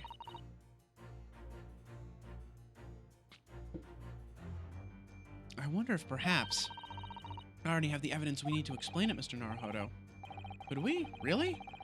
Better have a look through all the evidence we've collected so far. Well, I mean, there's really only one option. Well, let me take a closer look at it. Maybe there's something I'm missing here. Oh ho, hello. For McGilded? Oh, there's a little scrap of paper stuck onto the reverse side of the disc, look. And a scribbled word or two. Looks like somebody's name. For McGilded. McGilded? It couldn't be. But it is, Mr. Naruhodo. A name I shall never forget for as long as I live. But why? Why is his name on this? Well, we have all we need now. Take that!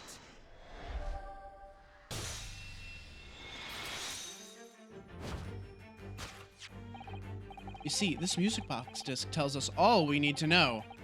What's that on the back? It reads, for McGilded. Ah! Ah, Mr. Magnus McGilded, the unfortunate philanthropist who perished in curious circumstances at the Old Bailey 2 months ago. A prominent man in London, though his loan-mongering demonstrated a distinct lack of scruples. So, you're an associate of his, are you? Or perhaps a subordinate? Mr. McGilded was a man of unusually small stature. In fact, he was precisely the right size for that overcoat that you've squeezed yourself into. Ugh. Your true identity remains shrouded in mystery, Mr. Eggert Benedict. But the final conclusion here is crystal clear. The reason you came to this pawnbrokery today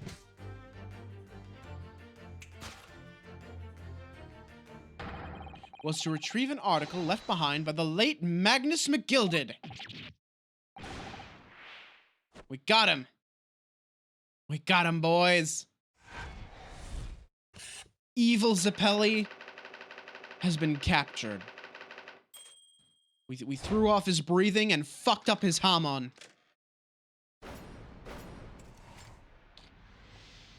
elementary.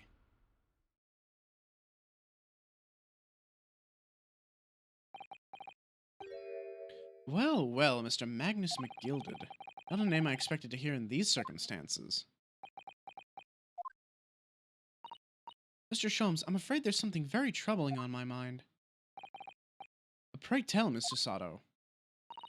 Well, according to what Mr. Windibank told us earlier, today was the final day on which the coat could have been redeemed, was it not? Yes, ma'am, that is correct. Today would be precisely 2 months since it was first deposited. Well, today is the 15th of April, so 2 months ago today would have been 15th February, sir. That's right.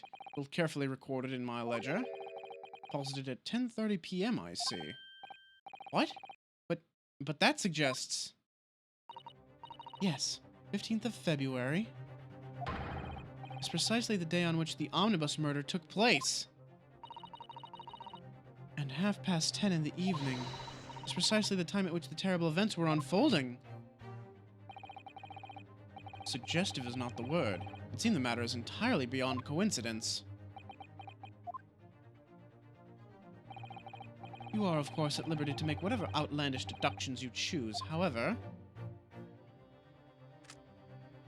Oh. I must insist you hand over the music box disc now.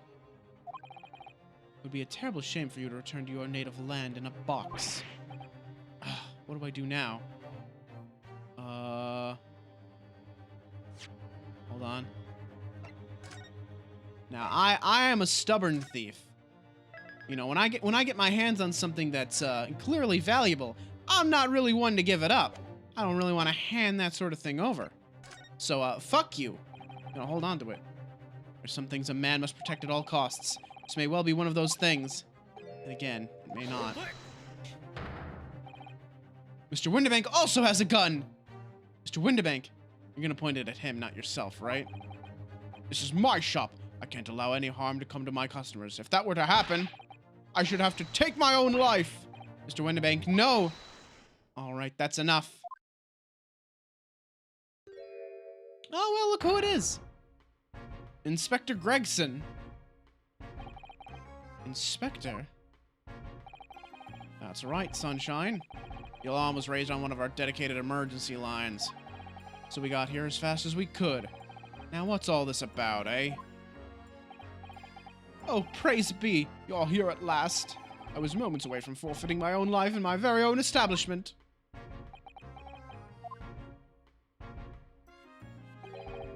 Would seem you have the upper hand. Damn right I do. Yeah, you take that overcoat off, you little shit. Right. You lot have a lot... Excuse me. Ugh. Right. You lot have got some explaining to do. I don't appreciate being bothered with some petty argy-bargy. Petty? Mr. Windibank very nearly met with his end. Yeah, by his own gun as far as I can tell. Oh dear. And the whole of Britain could meet with its end if I don't get to the bottom of the case I'm supposed to be working on. What? What on earth is the case, Inspector? Spare no detail, Gregson. I might have said a little too much. No matter. It's nothing to do with you lot. Anyway, sir, you're gonna have to come with me down to the station. But of course, Inspector. Ah! He's getting away. Get after him, lads. Where's the beat officer, too? Sir! Sapelli just spun the fuck out of there.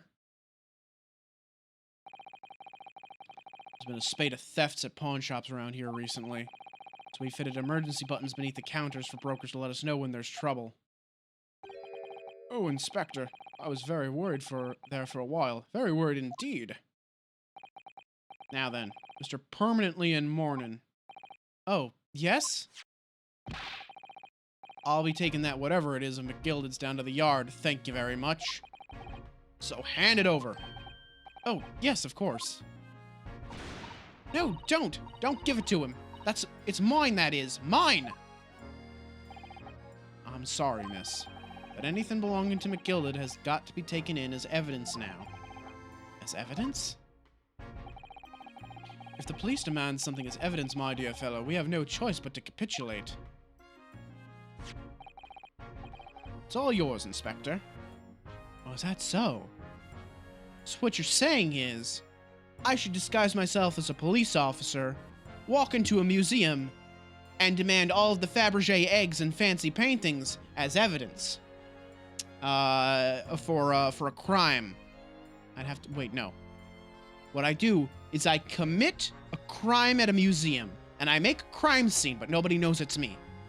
And then I come back dressed as a police officer, and I'm like, oh, well, we're gonna need to collect evidence. I'm gonna need all these Fabergé eggs, and these, you know, one-of-a-kind Van Goghs and Rembrandts. You know, I'll just be taking all these as evidence. Don't worry, you'll get them back eventually. Don't you worry about it.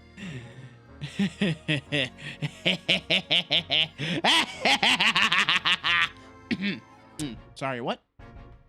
Sorry. Anyway, what was I saying? Right. We're handing over the music disc, which apparently has something to do with McGilded. And so we handed Mr. McGilded's disc over to Inspector Gregson, and we're summarily turfed out of the shop and onto the street.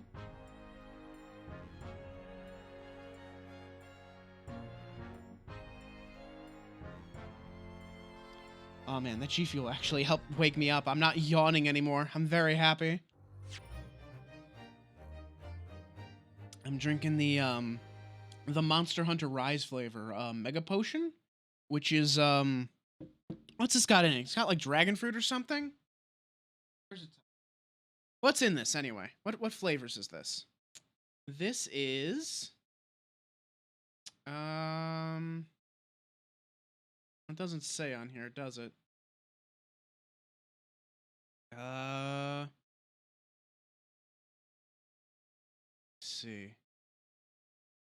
Let's see. Yeah, it doesn't really say, does it?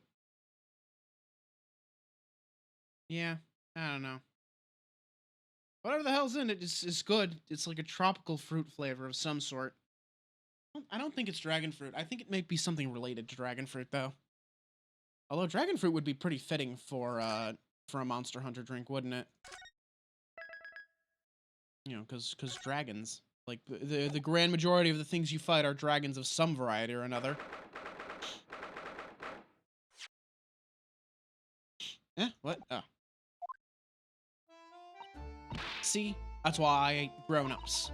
All they do is feed you a pack of lies and then take stuff away from you. Oh, really, Miss Lestrade? Tell me, is that overcoat keeping you warm? What? Oh my, surely you were given that. Yeah, the D let me keep it, after I looked daggers at him for long enough. He went through the pockets and then said, go on then, have it, before telling me to scarp her. Always pays off giving people a look like you ate them. I can't help feeling that's going to get you into serious trouble one day. What I really wanted was that nice shiny disc, mind. Music box disc? Mr. Windibank said it was practically worthless. I think I'm gonna go and have another bash. Give him a long, hard stare. I think not, Miss Lestrade. We shan't enter Windibanks again today.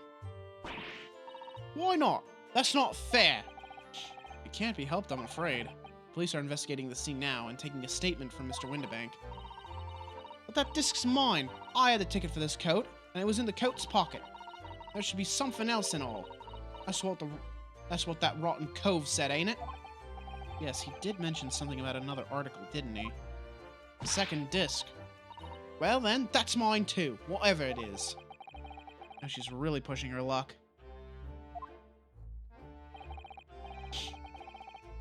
Miss Lestrade, I think it's time to admit defeat. You've had your haul for the day. Yeah, and it's all your fault, Sholmes. So what are your plans now? Will you dine with us this evening? Eh? Iris would be delighted to cook, I'm sure.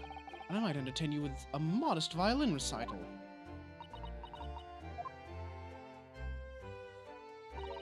No, Tall. Oh. Why would I come around your place, eh?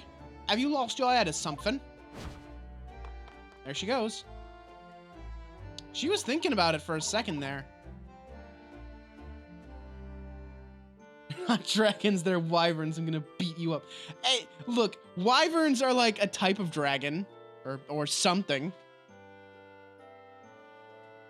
Like, they're similar. They're close enough that dragon fruit would be thematic for a Monster Hunter drink. I'll beat you up. I'll smack you with this giant goddamn tail. Oh dear, she's gone. Having reviled on me quite unnecessarily, I might add.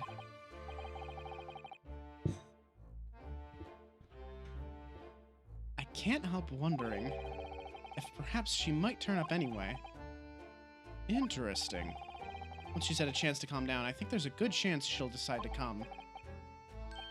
Very well, then. I'll inform Iris to set a place for our potential guest at the dinner table this evening. And one more thing. I should be glad of your company later, too. Okay, fine. Fine, you're not scared of that? I'll just, like, hip check you. The sheer momentum will launch you across the continent.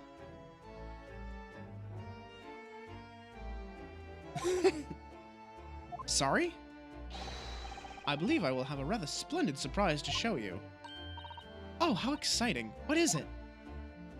You shall have to wait and see, Mr. Sato. Until later, then.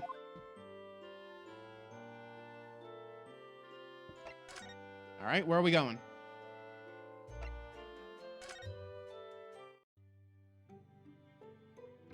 I want my mega potion drink to taste like grass and honey.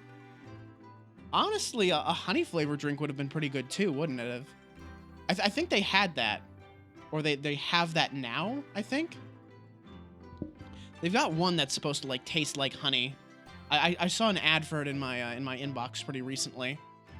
I might grab it since they're doing like a buy one get one free right now. Like they're doing like some sort of summer sale. Listen to me. I'm not even sponsored by the fuckers and I'm still shilling their merchandise. God damn. When I get big, I'm getting that G Fuel sponsorship, man. God damn.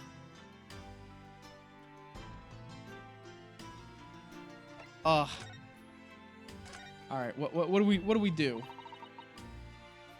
Can it really be that we've been in Great Britain for 2 months already? Let's see. Okay.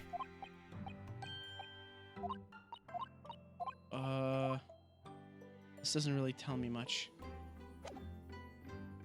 Okay. Should I just go back to the suite? I suppose?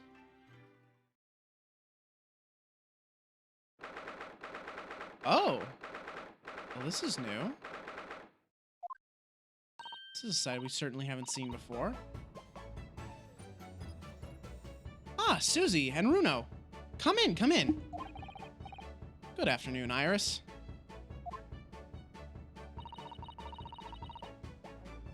Thank you so much for breakfast this morning. Oh, don't mention it.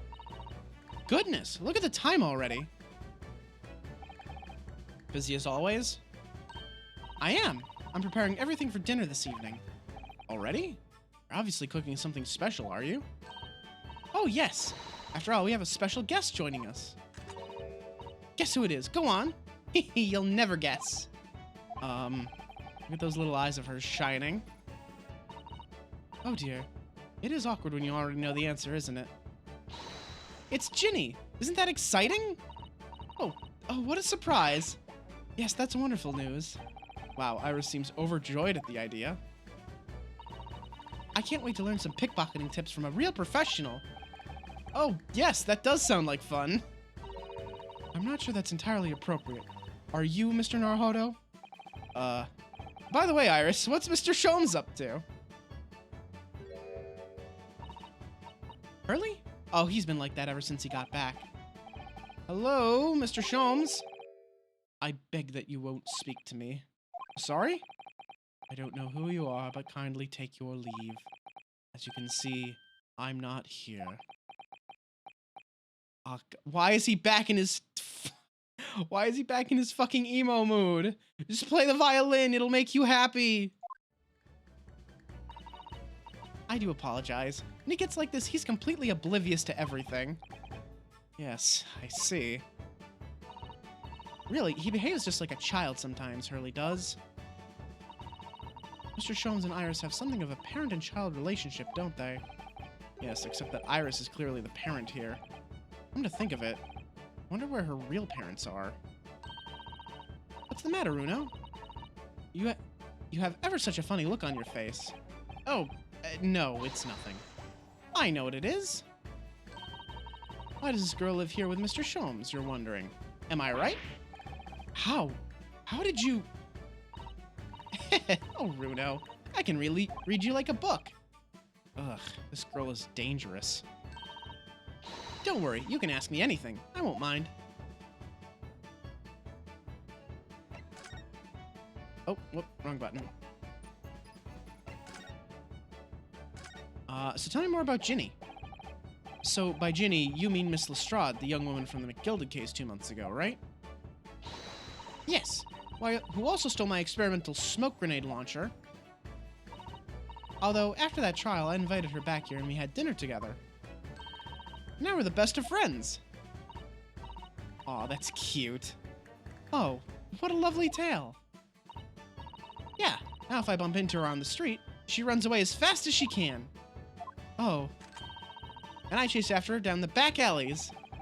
Interesting idea of friendship. And then I let her have the latest color of smoke grenade I've developed. Oh. There's so many beautiful colors in the world. Ginny wants me to make a whole rainbow.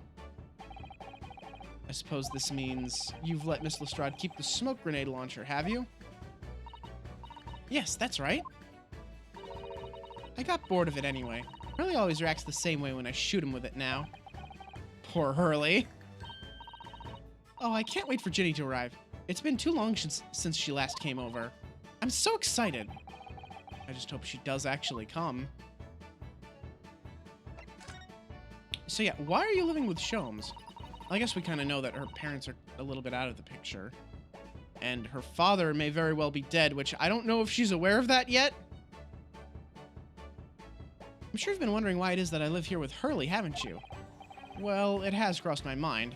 That and where are your real parents? My mummy and daddy aren't with me anymore. Oh, she does know. Mummy passed when I was born. And around the same time, my father... Well, he had to go to a faraway land because of one of the cases he and Hurley were working on. Oh. Wait a minute. Do you say he and Hurley? Yes. Daddy and Hurley were always solving mysterious cases together. She didn't mention that before. He wrote them all up in his diaries. That's what's in the metal chest over there. Really? He recorded them all. So, you mean it's true? Mr. Sholmes really did have a partner with whom he tackled some of his most taxing cases? Oh, yes. I mean, it's always nice to have one, isn't it? So Mr. Sholmes' partner was your father. Exactly. Hurley told me I wasn't allowed to look in the chest. That only made me want to look even more. So I opened it up and found your father's memoirs. Yes, so I asked Hurley, who wrote these? He nearly fell off his chair. But then he told me. That's when I found out that the author of all those accounts was my father. So Iris' father was Mr. Sholmes' partner.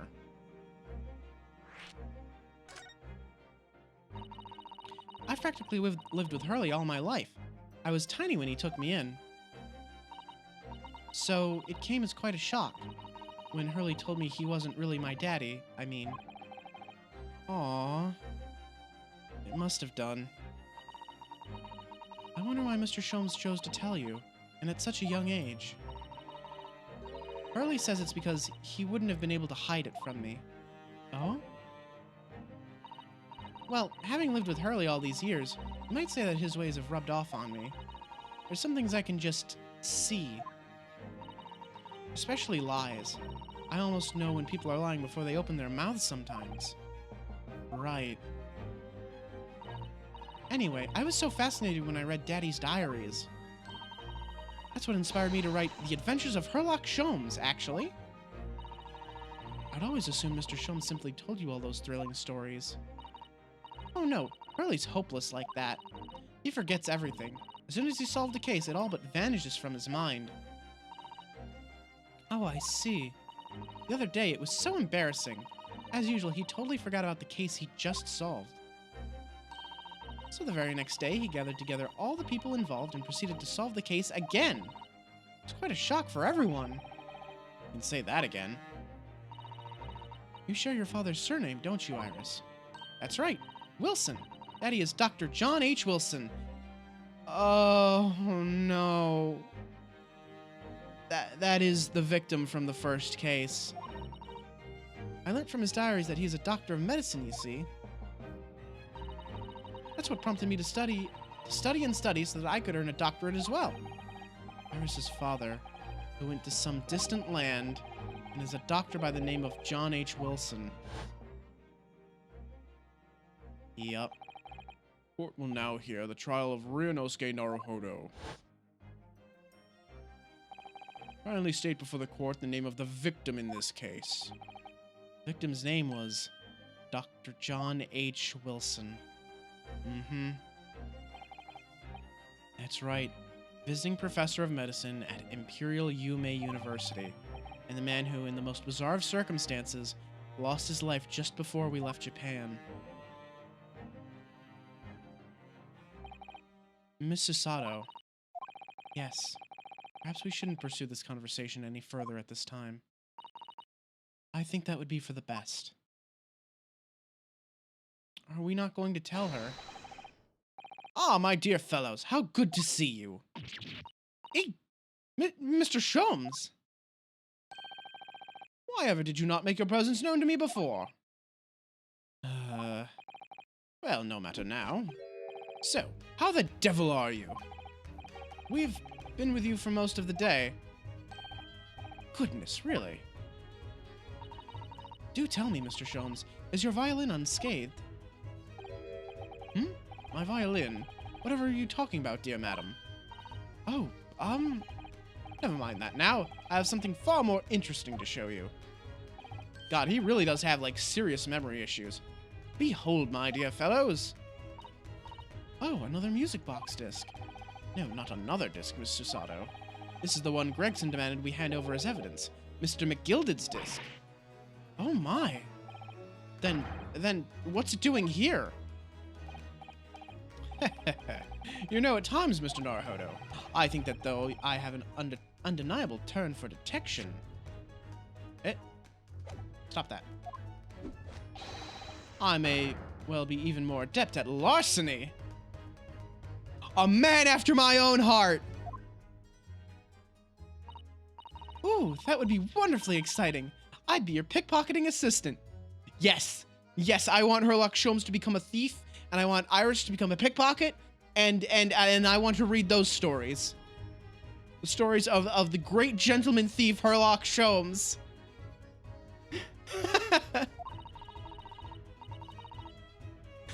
And Haruno could be our go-to lawyer if we ever got caught.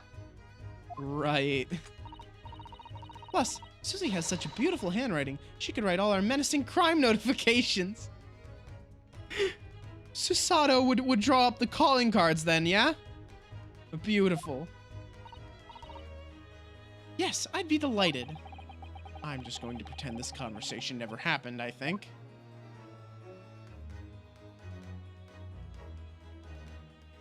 Okay. Tell me about the music box disc, please. You probably shouldn't have that.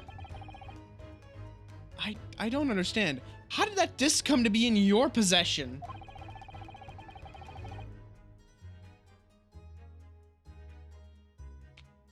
Sorry, just finishing my G Fuel. Ah. I thought Inspector Gregson took it back to Scotland Yard. Quite correct. And that sort of uncompromising attitude is precisely why I always carry some of this. That's a bar of caramel, Mr. Sholmes. Your one and only friend in times of loneliness, if I'm not mistaken. If you will humor me, my dear fellows, cast your minds back to when the good detective confiscated the disc.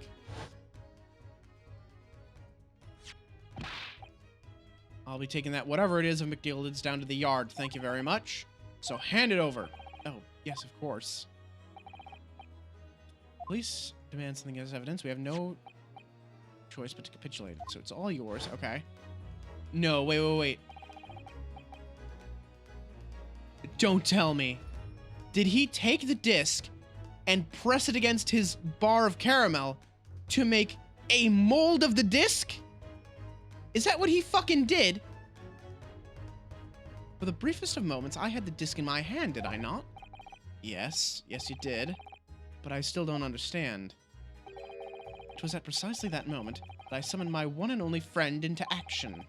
I pressed the disc into a pair of bars like this. Amazing. That's so cool. That's amazing.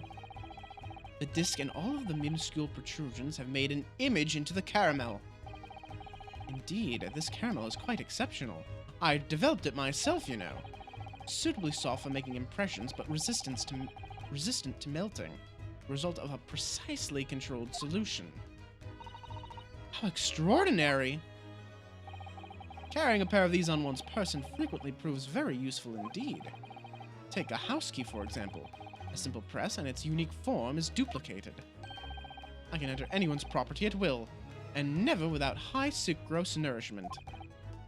Yes, it sounds illegal. From the image, I was able to create this. I confess I was most curious to know what manner of music would issue from the disc when played. Well, play it! I want to hear it! Do tell us then, Mr. Sholmes. What music does the disc play? Well, unfortunately, I have no idea. No idea. None whatsoever. Are you familiar with the workings of a music box, my dear fellows? No, I'm afraid not. Goodness, you don't know, Runo?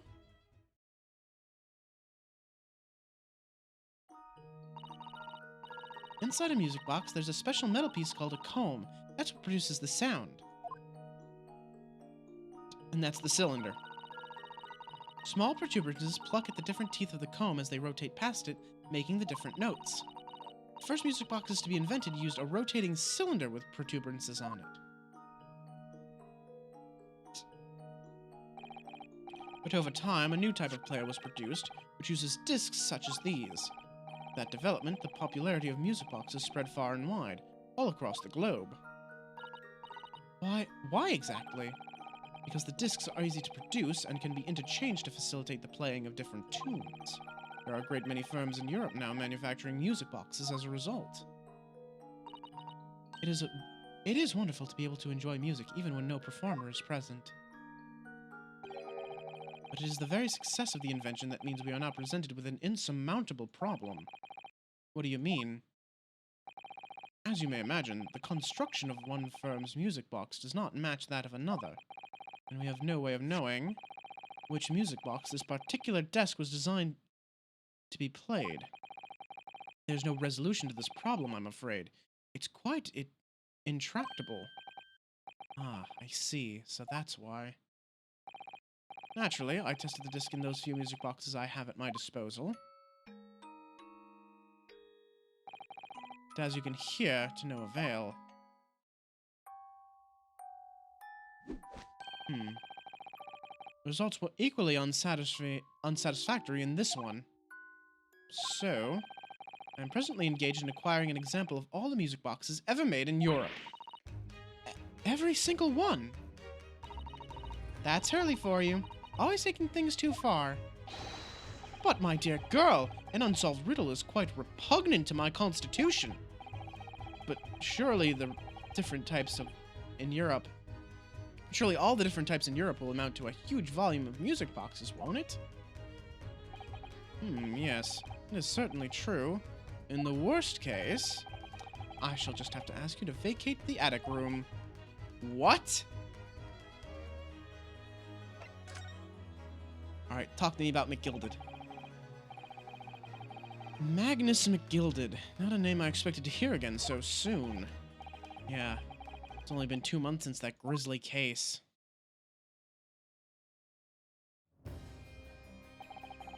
Mr. McGilded perished within hours of the trial's conclusion. Was it the curse of the Reaper? No one knows, still now. Omnibus was reduced to a pile of ash. Not a shred of evidence remained. The man's death. The truth about the murder in which he was so intimately involved was buried.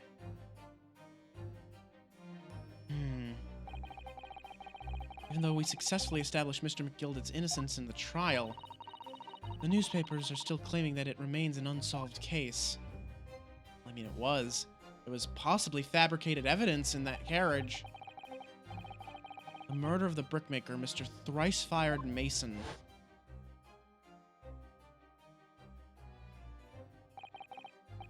In the end, the truth of the matter remains a mystery. We still have no idea what really happened that night.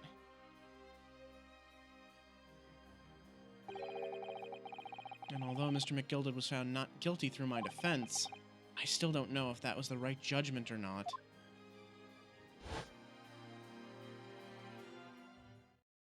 It would appear the case is not yet closed.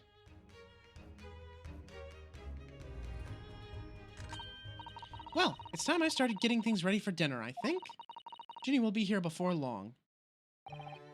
Thank you, Iris. Oh, well, you must let me help you then. Of course, Susie. There's plenty to do. I think I shall investigate the condition of my faithful performing partner. Now then, where did I leave it? Let this be a lesson to you, Mr. Sholmes. Never leave anything too precious with the pawnbroker. Yes. You may be right. Oh, that reminds me of something Mr. Windibank said before. He said that he had a manuscript of Iris's in pawn, didn't he? Did he? Yes, he definitely mentioned it. Mr. Sholmes' latest tale of otherworldly mystery lies dormant in my storeroom. Those were his words, I believe. So you heard about that, did you?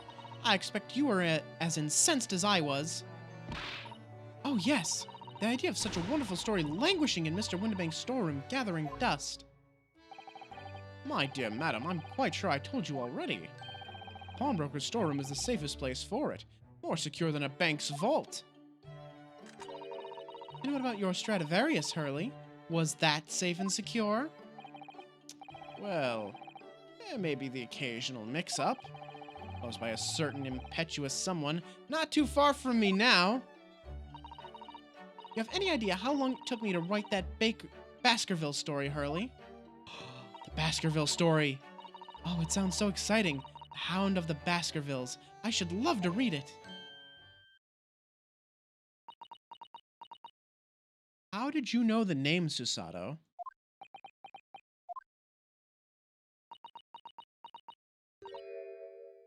Ah. What's going on here? Why does it feel like an icy chill just swept through the room? Susie, what did you just say? You said The Hound of the Baskervilles, but how could you know the full title? Well, that's because Mr. Sato is such a great fan of all the stories about Mr. Sholmes, of course. But Runo, The Hound of the Baskervilles has never been published. What? When I showed Hurley the manuscript, he told me that I wasn't allowed to publish it yet. I don't understand. That's why he said that he'd keep it safe, until it was the right time for the story to be made public, you see. So that's why the manuscript is at Windibank's? And yet, how could Susie here know its title? Well, Hurley, what's going on?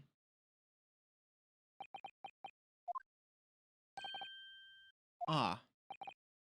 What is it, Mr. Sholmes? It would appear our guest has arrived. Miss Lestrade. This was a bad idea. I knew I wasn't welcome. I'm going. No, wait! Miss Lestrade! We've all been eagerly awaiting your arrival. Haven't we, Iris? Oh, yes. Just wait there, Jenny. We'll have everything ready in a jiffy. Come along, Susie. Right. Of course. It's a pleasure to see you here, Miss Lestrade. Please, make yourself at home. Oh, we're just glossing right over that then. Okay, all right, I see. Sure. Sure. No, that's fine. All right. Fine. Yeah. Okay. No, we don't need to investigate this. We don't need to find out why the hell Susato knows the full title of that unpublished story that she should never have heard the name of. Let's just have dinner. You know, Ginny's here. Yay, we're going to have a good time. We're just going to have fun. I have to assume it has to do with that telegram she got at the very start, right? Like, she's been acting real weird since then. Don't stand in the doorway, my dear girl. Come along in. What say you to some Mendelssohn? I won't take no for an answer. Meddlesome it is, then.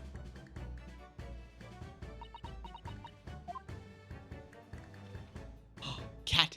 Cat, there he is! There's the cat! Look at him! Wagahai, hello. Little baby boy. That evening, Iris prepared us all a meal that was even more delicious than usual. Mr. Sholmes' violin performance was in no way meddlesome, and Gina, as we all came to call her, taught us all how to steal things from one another without being noticed.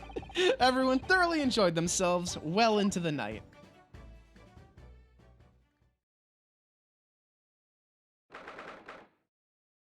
Naruhodo's legal consultancy. It was a very enjoyable evening, wasn't it? Oh yes, Iris's cooking was truly divine. I feel as though I can still hear the enchanting strains of Mr. Sholmes' violin even now. Best of all, I bet I could steal the glasses from his lordship's face the next time we're in court. Maybe don't do that. Naruhodo-san, could I consult with you about something, I wonder?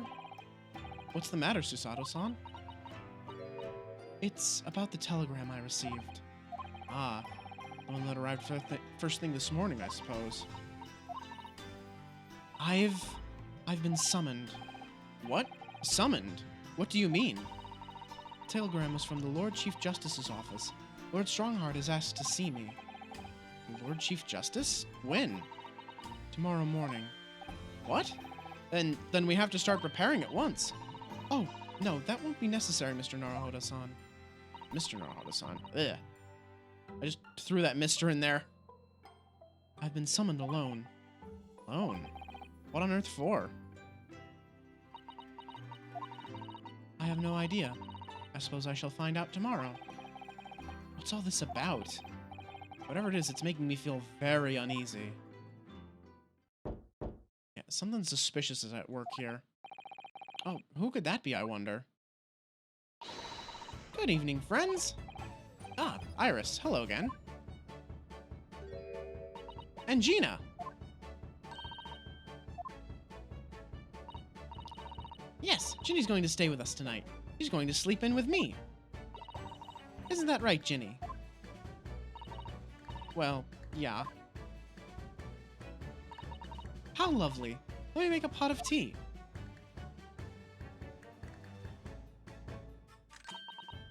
You know, I've learned so much today. Oh, what in particular? All those things Ginny showed us. Wasn't it wonderful? Ah, you mean all those pickpocketing techniques. We had fun trying them out on each other, didn't we? I think I've awakened a natural talent. I could earn a living from it. You might be getting ahead of yourself a little there. So, what brings you to our humble quarters at this late hour? Well, you see, I came to return this. Wait, what? That's mine! Well, no, it's still in the court record. Oh my, however did you... I told you, didn't I? I have a natural talent for it. Oh, yes, I'd forgotten. Iris literally is a child genius. So anyway, here. You can have it back. Not that I really understand why you wear it, though. Ah, thank you. Alright then, good night. Yes, good night.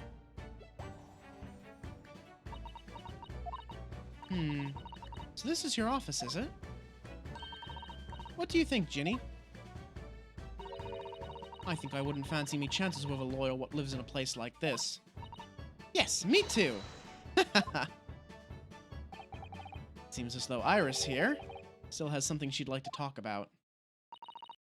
I suppose she probably wants to talk about the manuscript. Yes, I suppose she probably does. Yeah. How exactly did Susato-san know the title? I suppose you're hoping to talk about the manuscript, aren't you? Aren't you going to tell me? I'm so sorry. I need a little more time, please. Alright, I understand. I hope I haven't made you feel awkward. Oh no, not at all, Iris, not at all. I don't know what all this is about, really, but... It's a story you made up, is it, Iris? This mantle script or whatever you call it? It's not exactly a story that I made up. It's something I read in Daddy's diaries. Daddy's? That's right. I don't suppose I've mentioned to you before, Ginny, but my daddy was Hurley's assistant once. His partner. Eh? They solved all sorts of strange and mysterious cases together. Is that right, mister? Apparently so. I was as surprised as you are, though.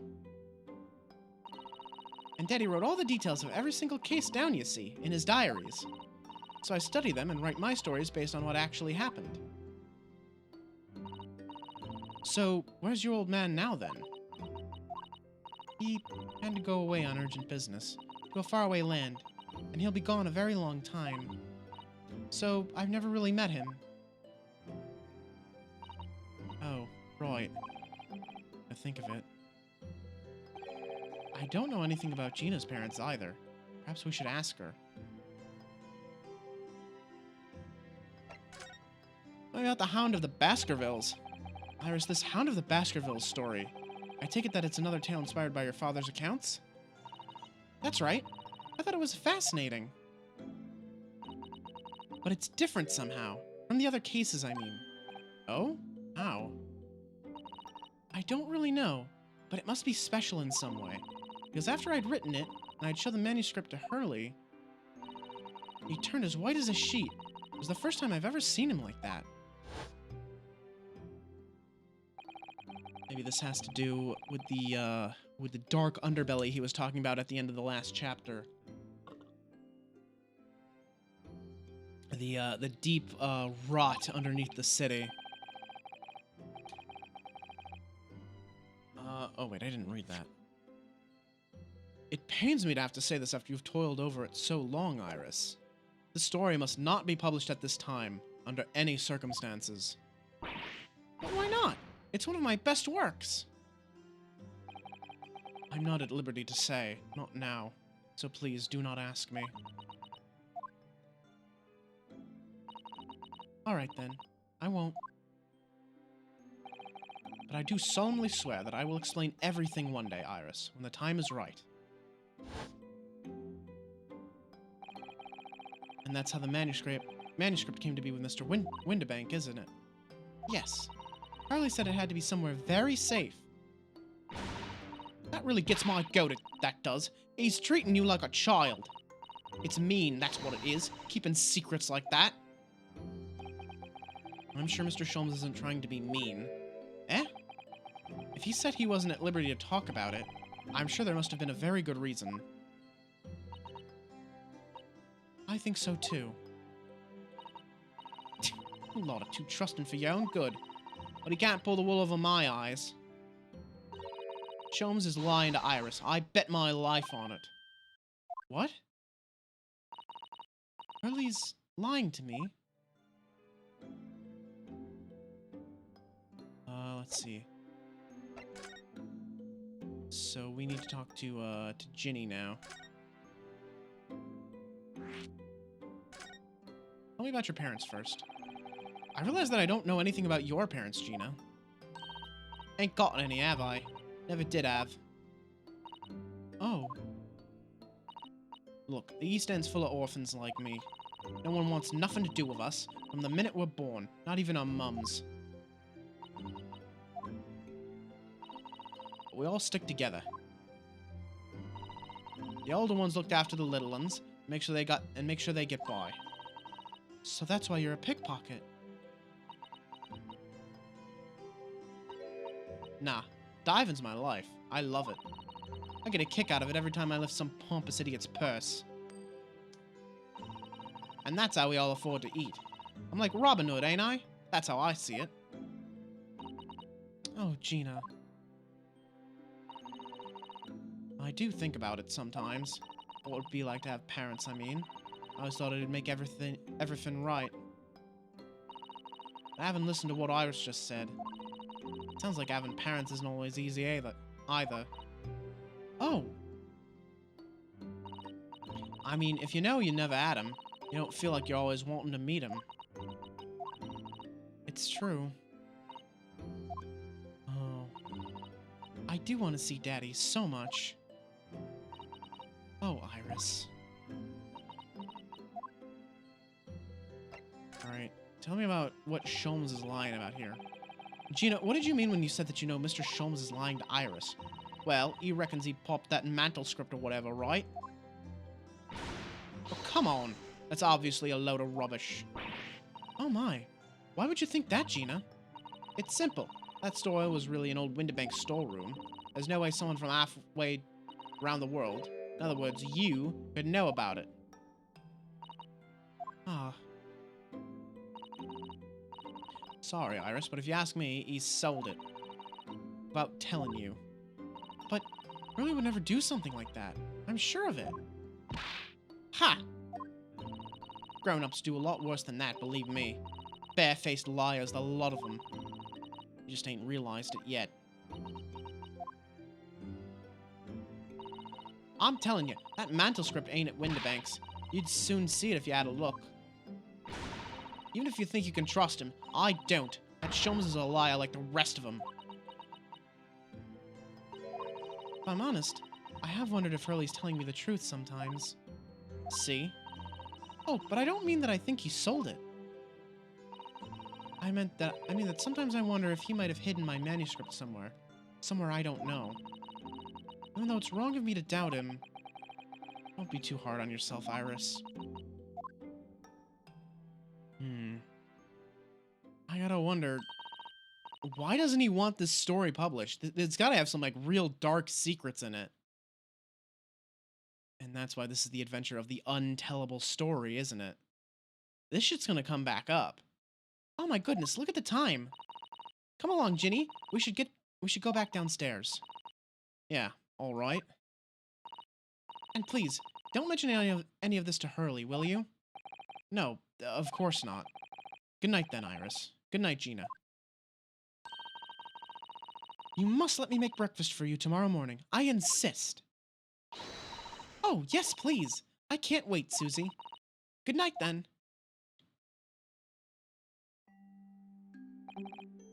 Iris, it sure is easy to forget, isn't it? Sometimes she speaks just like an adult. Deep down, she's still just a child.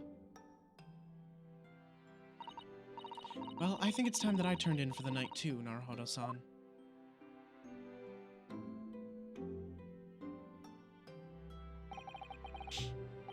Dr. John H. Wilson, Iris's father. Also, name of the murdered visiting professor at UMA University. Can't be a mere coincidence. There's something deeper going on. Well, I swear to God, if that girl dressed like a swan comes back, I'm gonna lose my shit. Let's see. Mr. Naruhodo. Mr. Naruhodo. Voice. That's Mr. Sholmes. What's going on? It's the middle of the night. It's Miss Lestrade. She's gone. Gina? She was supposed to be sleeping in Iris's room, but her bed is empty. Well, she's an independent young woman. She probably decided to go home, no? I think not. From speaking to her before she retired, I received the distinct impression that she was looking forward to breakfasting with Mr. Sato. Now, I don't believe the girl has gone home, but I've been waiting for over an hour now. Over an hour? Oh. If you'll indulge me, look out the window, my dear fellow. What's this about?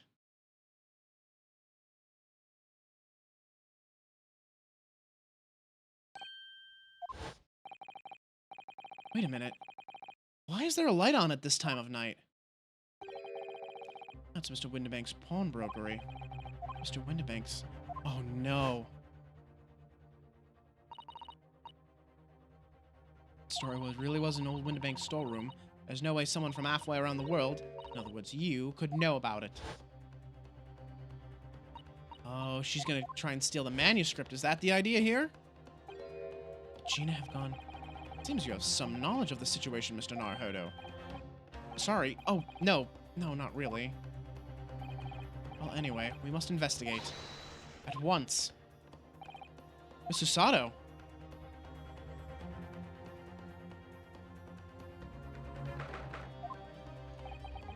Just 1:14 in the morning. Door to Windibank's. It's open. And the lamp is burning. Must be Gina, mustn't it? Let us hope it's nothing more sinister. What?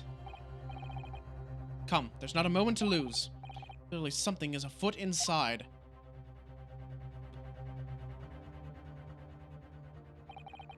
There's no one here. Oh yes, there is. Mr. Sholmes! Mr. Sholmes! What the... Has Sholmes been shot? Leave me, Mr. Naruhodo. But... After them! Go! Right. Oh, shit. Blast. I've lost them. Hello, hello. What have we here? The alarm was just raised from this pawnbroker, sir. Would you know something about that? Officer, come with me. It's my friend, Mr. Sholmes. He's been shot. Shot! The policeman close behind me, I ran to Windibank's.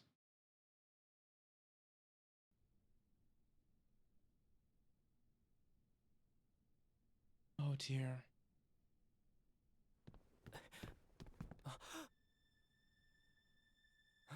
Mr. Sholmes! Mr. Naruhodo. How bad is it? Never mind me, but there's much at stake. Behind that door. In the storeroom. Hurry!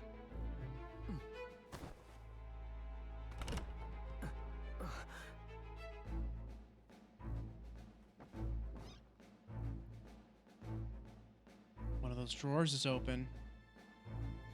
Oh no!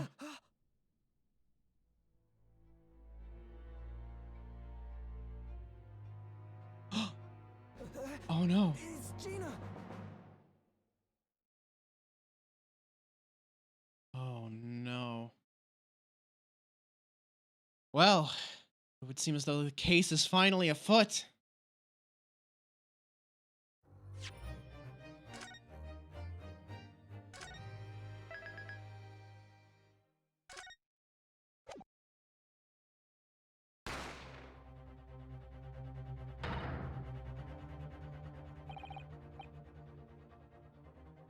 Dear. So, Mr. Windibank is shot. Gina's collapsed in there. Sholmes was also shot. Look, they better not accuse Gina of this bullshit. Oh, she's holding the gun. Of course they're gonna fucking accuse her. Even though we have 3 eyewitnesses to other figures being present in the shop and shooting Sholmes, fucking, obviously they're gonna be, oh no, it was Gina. Gina holding gun. Clearly she did the murder. Like, fucking hell.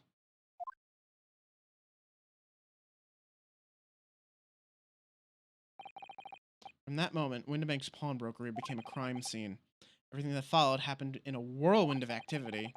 The arrival of the police, the preliminary investigation of the scene, and the questioning. It was just before dawn before I was allowed back to my lodgings at 221B.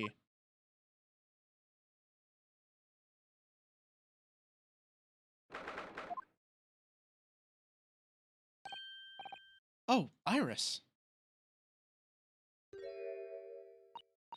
A telegram came, but all it said was, "Wait at home."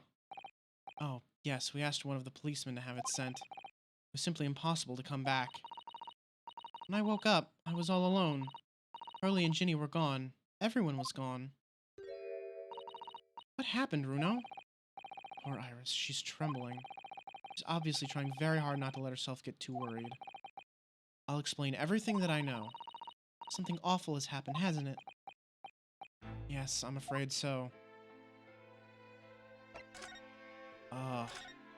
This is gonna be hard to tell her. I'm sorry to have to tell you this, Iris, but Mr. Windibank is dead. He was shot. We discovered it in the early hours of the morning.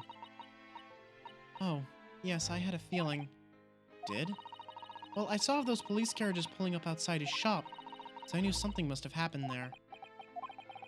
When we entered Windibank's in the small hours, we disturbed a gang of 2 thugs. They ran out onto the street, and I chased after them, but they got away. So, it was one of them who shot old Mr. Windibank, I suppose. I don't know, but... What? That's not what the police believe at the moment. Yeah, of course they're gonna fucking, like... Oh, no, the thugs that shot, Sholmes? No, it couldn't have been them that killed Windibank. No, it has to be, like, the fucking 17-year-old girl, that we found collapsed unconscious in the storeroom. Obviously, she's the murderer. Of course. Who else could it be? Fucking idiots. They've arrested someone else as their prime suspect, you see. Gina. Ginny? But why? Well, thing is... No, Ginny wouldn't do something like that. I know. None of us think she did it. Well, why have they arrested her? I'm sorry. There was nothing I could do.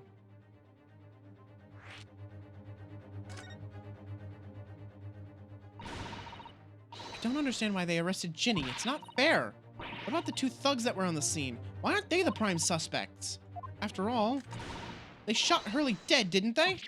No, I mean, Mr. Sholmes isn't dead, Iris. Ugh, this is all so horrible. Thing is, Mr. Windibank was found on the floor in the storeroom where he keeps all the deposited articles. The storeroom door was locked from the inside. I see. He wasn't alone in there. Nina was found next to him on the floor as well. Oh no. According to the detectives who investigated afterwards. Don't tell me. There was no one else in the room? Yes, exactly. How did you know? It's the only explanation. Yes, the only explanation indeed. But the fucking... There's a little viewing door. We opened the viewing door to look inside. Why are the police so fucking stupid? Ugh, what can I say? I'm damned if I agree, damned if I don't. So where's Hurley then? Is he still there investigating the scene? He really ought to have some breakfast. It's not good for him to miss meals. I don't want you to worry, Iris, but I have some news about Mr. Sholmes. He was taken to hospital this morning. What? Well, when we entered Windibank's, a gun was fired, and he took a bullet. Hurley was shot! No. It's all right. His life isn't in danger. Really? Are you sure? Where is he? Which hospital? He's at St. Sinner's. They're tending to him there. Oh, poor Iris. I must see him at once. I'm sorry, Iris, but you can't. Why not? That's not fair. I'm a family member. I should be allowed. No, I mean, nobody can see him at the moment. He's not allowed any visitors. We're preparing to operate, you see. to operate? Oh, poor Hurley.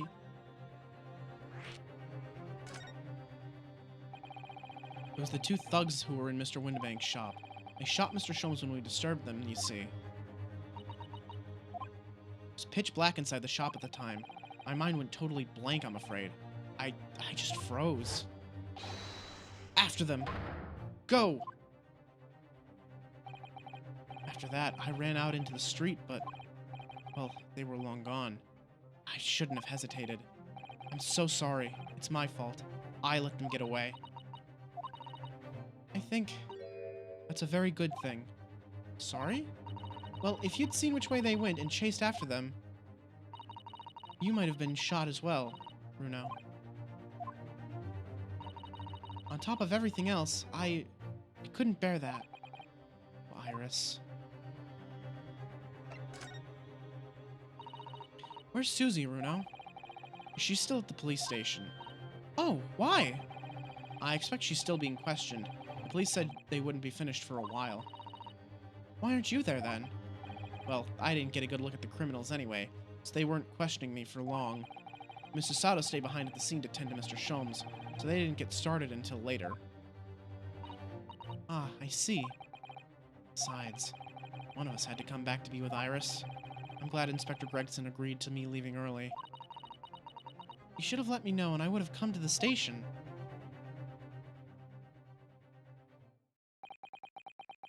Oh, that's gotta be really rough on poor Iris.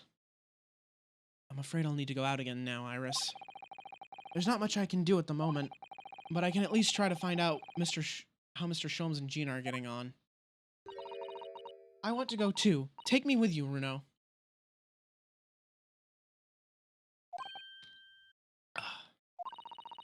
I can't stand just sitting around here waiting.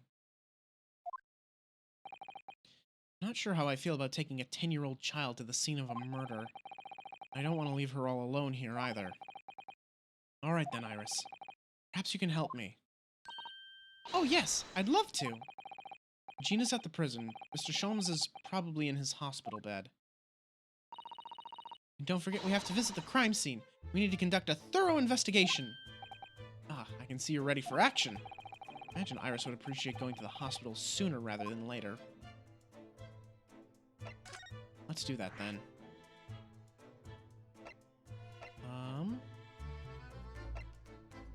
There's the prison.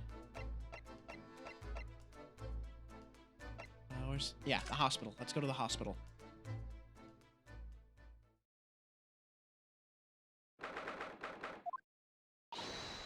Hurley! Oh. He's not here.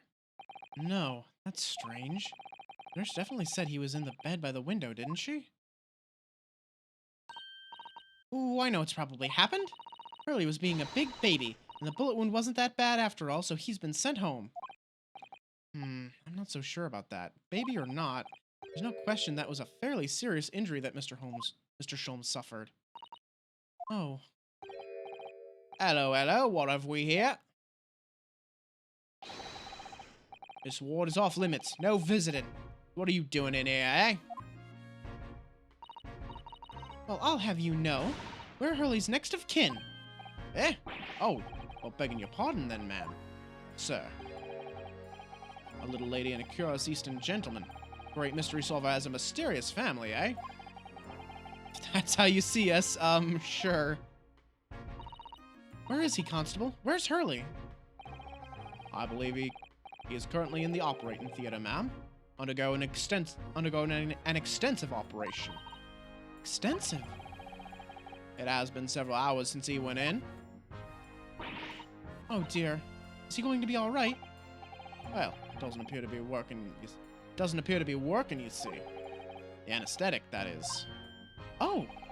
I have heard a report about that the gentleman claims he may have had a little too much to drink last night. Coffee, that is.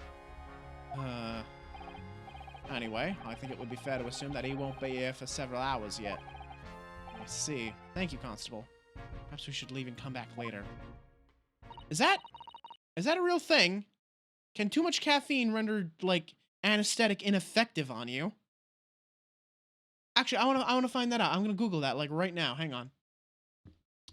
Can caffeine make anesthetic? How to anesthetic not work?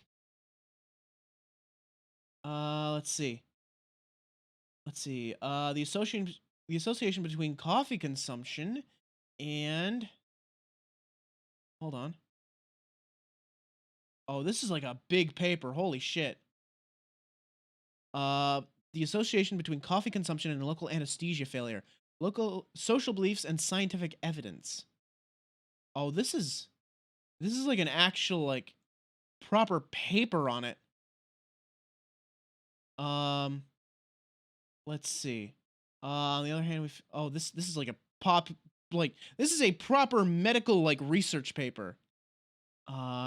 This process occurs via blockade of influx of sodium ions to the cell through the channels, which causes a change in voltage and prevents the transient increase in permeability of the nerve membrane, thereby preventing depolarization and action potentials and thus stopping the initiation of the pain pathway. Therefore, caffeine can oppose the analgesic action of an, an adenosine receptors, and it can oppose the action of local anesthesia via the same mechanism.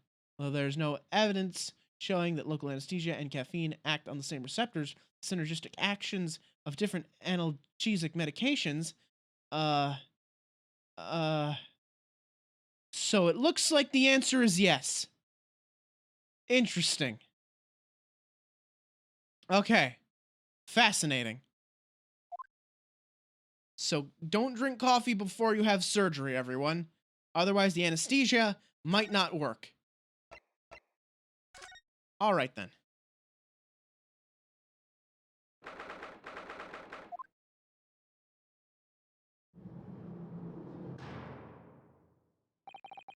Hello, Gina.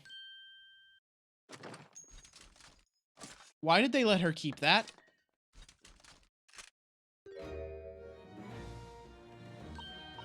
Oh, you still have the grenade launcher Hurley and I made. I wish she wouldn't point it at me all the time, though. What are you here for? Ginny. I have a feeling it's because of us that you've ended up in trouble. So we were thinking that we might be able to help you. Well, you can't.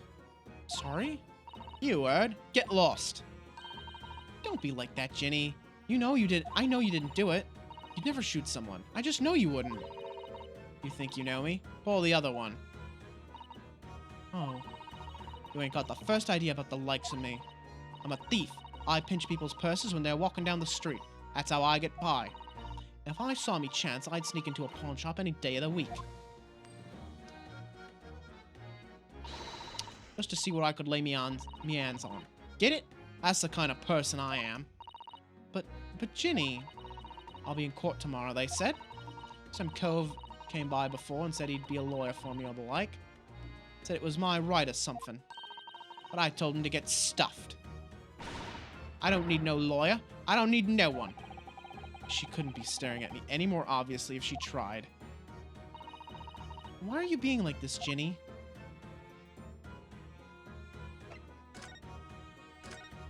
You need legal representation. You know this, right? I don't understand, Gina. Why did you send the public defender away? He wanted me to sign some papers. Representation papers or something like that. All gonna be rigged anyway. The whole trial. They'll pin it on me because I'm a kid. That's what grown-ups always do. Why do you think that? Because that's how it's always been for me, growing up in the back slums. Me whole life. You do what the grown-ups tell you, it'll get your mates dragged off by the coppers, or worse. I've had it happen to me before and all, been sold out and nearly snaffled on the back of it. You can't trust no one, that's the point. As soon as you do, you're gone to grass. Dead. Gina, listen. If you like, in tomorrow's trial, I could... Forget it. Ginny! Don't you trust Runo? Nah, I don't. Jesus. Look, I'll ask you nicely now. Just leave me alone. So what happened? Will you tell us what happened, Gina? Last night, at the pawnbroker's. There's nothing to tell. I figured it'd pay me, so I broke into the place and started going through the storeroom. The old bloke walked in on me, and you know the rest. But why, Ginny? Why would you do that? Ain't it obvious? The place is full of stuff I could sell for a shilling or two. Diving ain't easy, you know. It's a lot of work, and half the time you don't even get nothing. Is that really why you broke into the place? What? Are you sure the true reason wasn't something else? Oh, give it a rest. What would be the point anyway, eh? Nothing I could say would make a blind bit of difference. Please tell us, Ginny. We'll believe you, whatever it is. Believe me? Don't be daft. You can't believe nothing. Everyone lies all the time. And you know what? When it comes to liars, I'm the biggest of the lot. I've told some unforgivable lies, I have. What do you mean by that? What unforgivable lies?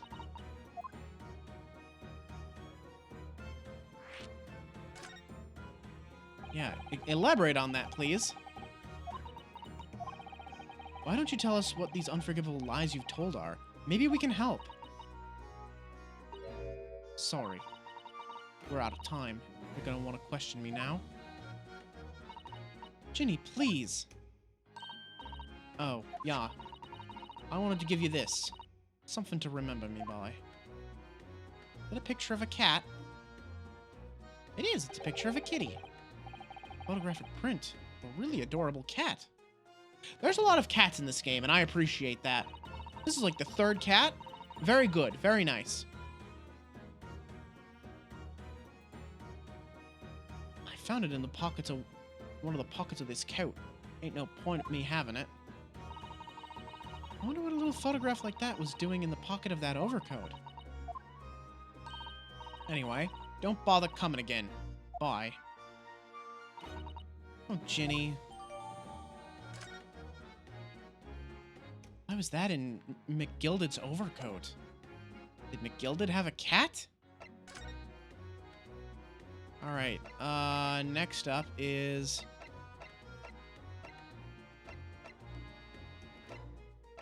suppose we're gonna head to the pawnbrokery. Gotta investigate the crime scene after all.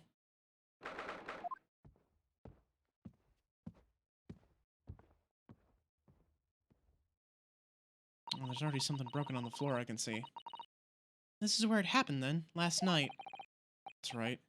2 thugs I told you about were obviously ransacking the place looking for valuables. But, apart from the policemen in here, you wouldn't know anything had happened. There's no sign of a disturbance. No, you're right about that, actually. In fact, if anyone, it's the police who seem to be the ones doing the ransacking. I know what you mean. Like a gang of organized criminals all dressed in black. Oi! I heard that! Oh, it's Gregson. Oh, Inspector! Good morning. Suppose I ought to thank you for your vigilance last night. We got to the scene before it was disturbed, at least.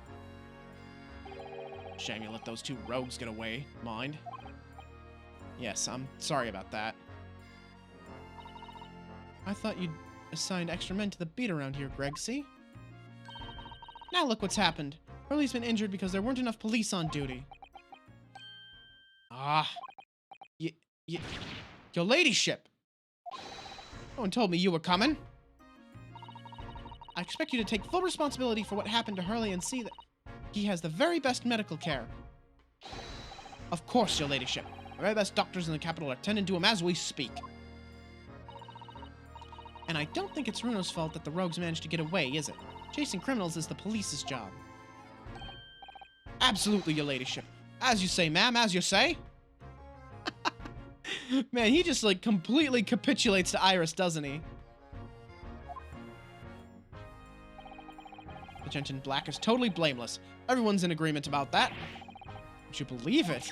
He's like a completely different person with Iris. Talk about a personality change. Oh, where are me manners? Are you thirsty, your ladyship? Perhaps you'd like some juice. Some nice refreshing fruit juice. He's like trying to be a father figure or like a butler or some shit. I have some of my special herbal tea with me if you'd like some.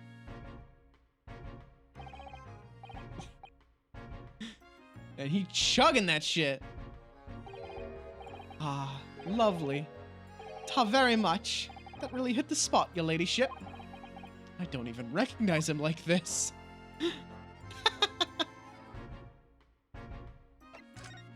Talk to me, Inspector.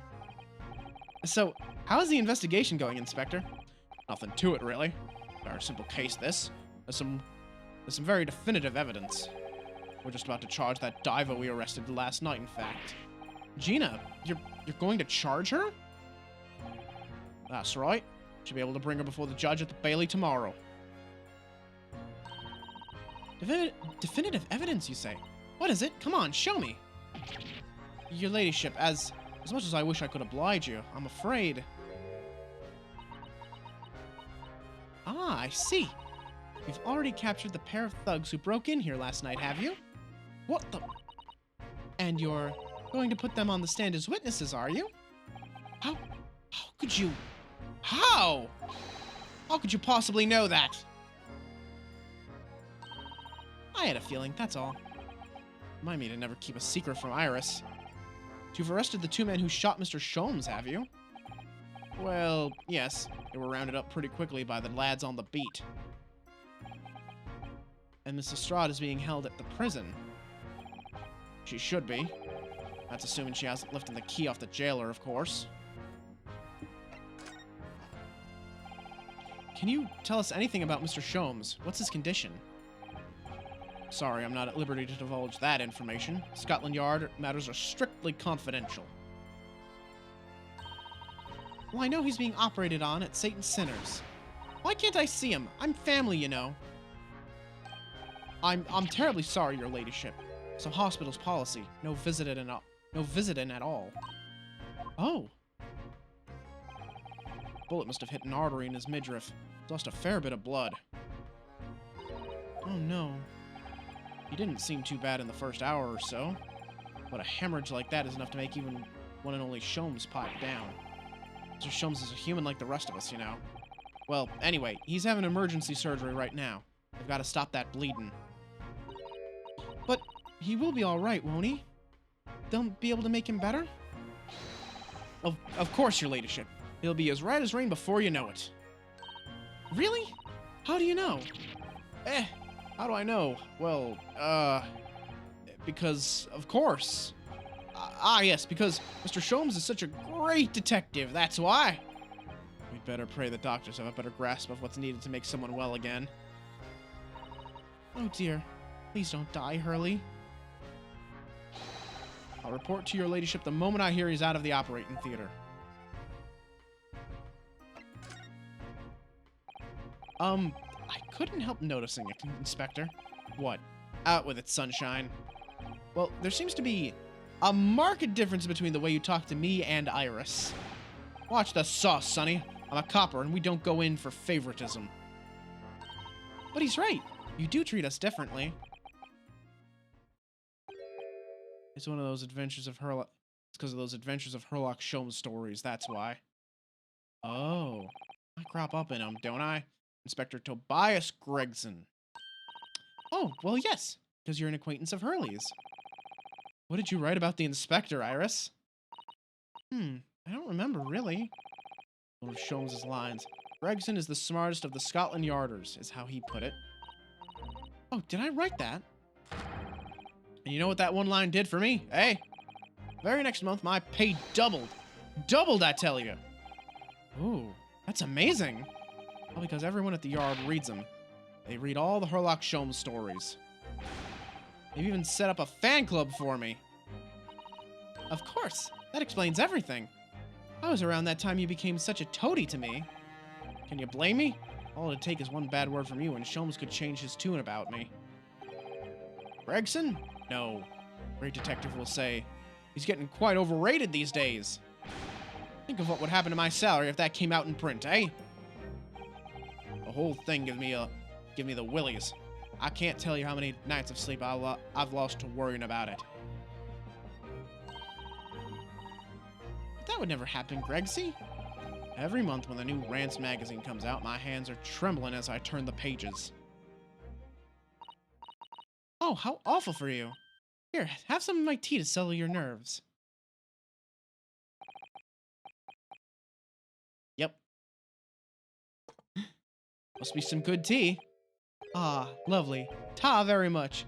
That really hit the spot, your ladyship. Teetotal.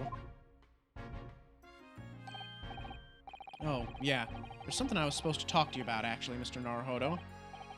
Yes? What is it? I've got an important message for you. I clean forgot about it up until now. An important message? Wonder what it could be. Talk to me, Gregson. You're gonna tell me what this important message is then, Inspector? Yeah, it's about that young lady who's normally by your side, your assistant. Dear Susie, is she alright? She's at the station, isn't she? Being questioned, I believe. Nope, not anymore. She had to head off. Head off? Where? To Lord Strongheart's office, of course. He summoned her. Ah, yes, of course. I'd forgotten about that. One of the whipstocks told her took her there in a yard carriage after we'd finished questioning her. But she asked us to tell you she didn't have the fare for the return journey and to go and meet her there. She's got a nerve using Scotland Yard as a bloomin' messaging service. See. Well, thank you for passing that on, Inspector. Why did Susie have to go and see the Lord Chief Justice? She didn't tell me. Better head over to the Lord Chief Justice's office to fetch her straight away. Alright. Time to do some investigating. Assuming they'll let me. Oh, come on. There's something broken on the floor. I want to look at it.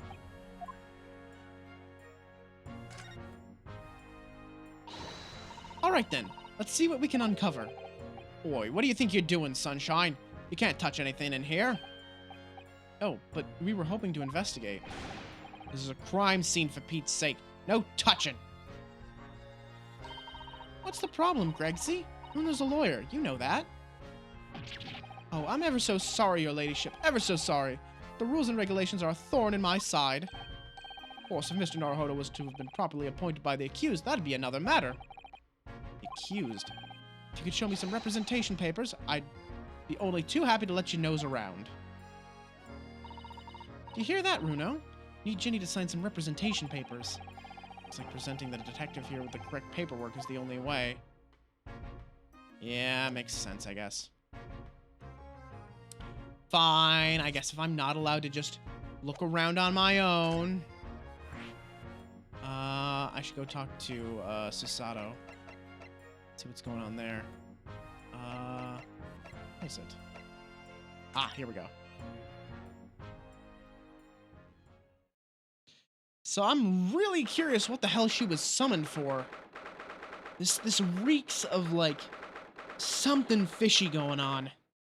Like, fishier than, Gregson's, favorite meal. Fishier than Gregson's breath, for that matter. Yes, no matter how many times I come here, I always get the same aura of oppressiveness somehow. You think the place is oppressive? I think it's normal. How so? I mean, look at that suit of armor over there. You can't take that seriously, can you? Maybe it thinks the same about you. So everything is clear with regards to tomorrow's arrangements, I trust. Yes, thank you very much.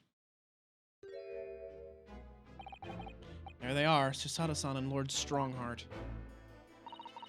I wonder what they're talking about. They both look very serious. Very good. There is nothing further to discuss. You may return to your lodgings. No doubt you have much to do in preparation for your return to your homeland. Wait, what did he just say? Your return to your homeland? Susato-san!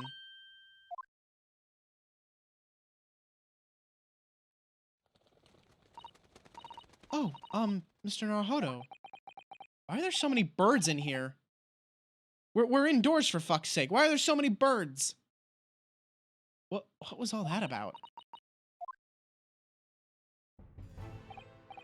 Ah, Mr. Naruhodo. Thank you for coming to collect your colleague. What's this all about? Why were you talking about Miss Susato's return to her homeland? And tomorrow?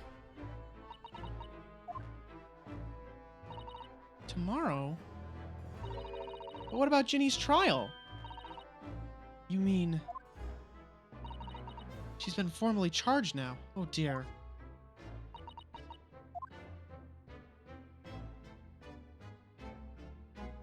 What the hell is going on here? Mr. Sato, what's this all about? Oh, please don't concern yourself, Mr. Naruhodo. It's only me going back to Japan. Your life here can continue just as it has. That's not what I asked. What happened? Why are you leaving? It's my father. He's fallen ill. Oh. Oh no! Professor Mikotoba? Oh yeah, Omni-Man! Yes, sorry. You must be the defendant. Ryunosuke Naruhodo, I believe. Yes, that's right. My name is Yujin Mikotoba. I'm a professor of forensic medicine at Yume University. Received an international telegram from the Empire of Japan informing us of the news. 10 days ago, father collapsed with a fever. Cause is apparently unknown. It seems he grows weaker day by day. I don't believe it. As you are aware, the voyage from here to your country's capital, Tokyo, takes some 50 days. I thought it would be prudent to hasten Mr. Sato's departure as much as possible. Yes, absolutely. God, 50 days. That is a really long journey, isn't it? Like, almost 2 months at sea. I will leave London first thing tomorrow morning. I can't believe this is happening.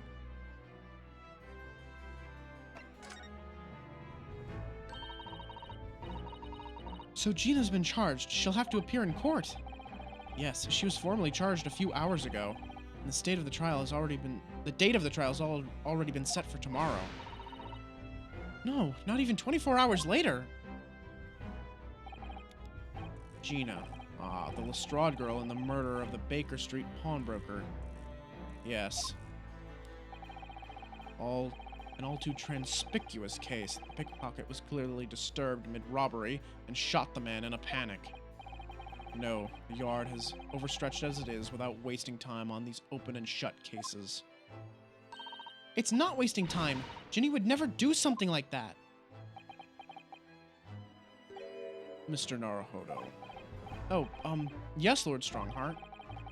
In deference of your fine services to date, I shall overlook this young girl's insolence.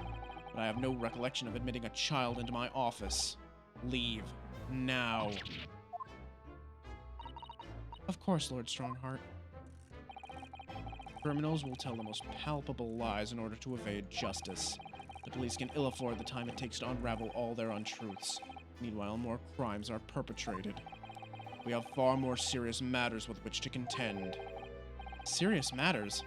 Didn't Gregson mention something like that yesterday? Yes, Inspector Gregson made a similar remark yesterday.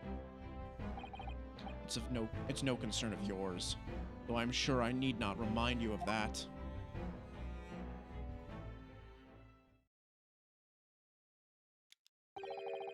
"3 minutes precisely until my next meeting. You must excuse me. There's just one more thing, Lord Strongheart, which is, it's Miss Lestrade's trial. I wonder if you might permit me to defend her." A timely suggestion. Sorry? The girl currently has no representation. But that's not fair! Yes, she may be a pickpocket, but she still deserves a fair trial. Do not misunderstand me, young lady. The government provides for those too poor to afford representation with a public defender. The accused need only sign the relevant paperwork, and a defense barrister will be assigned to the case. However, the young girl in question has refused that right. Why would she do that? A question you would do well to direct at Miss Lestrade. You'll find her at the local prison. Yes, thank you. Now then, it's time I was leaving. Good day to you.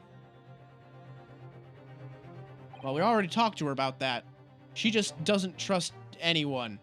Like, she doesn't trust adults at all. Gina charged with murder. Susada-san about to leave.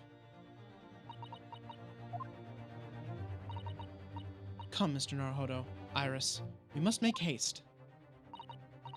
But, Susie, you're leaving for Japan tomorrow morning, aren't you? Don't you have packing and things to do? As Mr. Naruhodo's judicial assistant, my personal circumstances are of no consequence.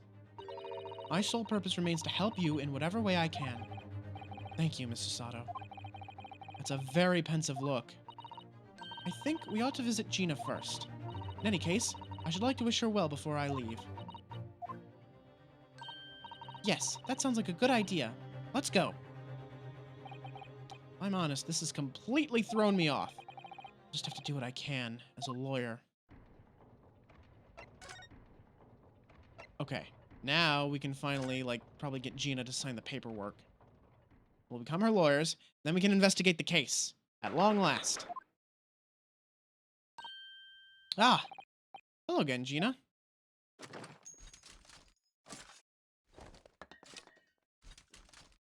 Stop pointing that thing at me! What are you laudia for now? To have the muzzle of that grenade launcher shoved in our faces yet again, obviously. I think I need to improve the way you load ammunition into that thing, don't I? Look, you can come as many times as you like, but I ain't got nothing more to say to you.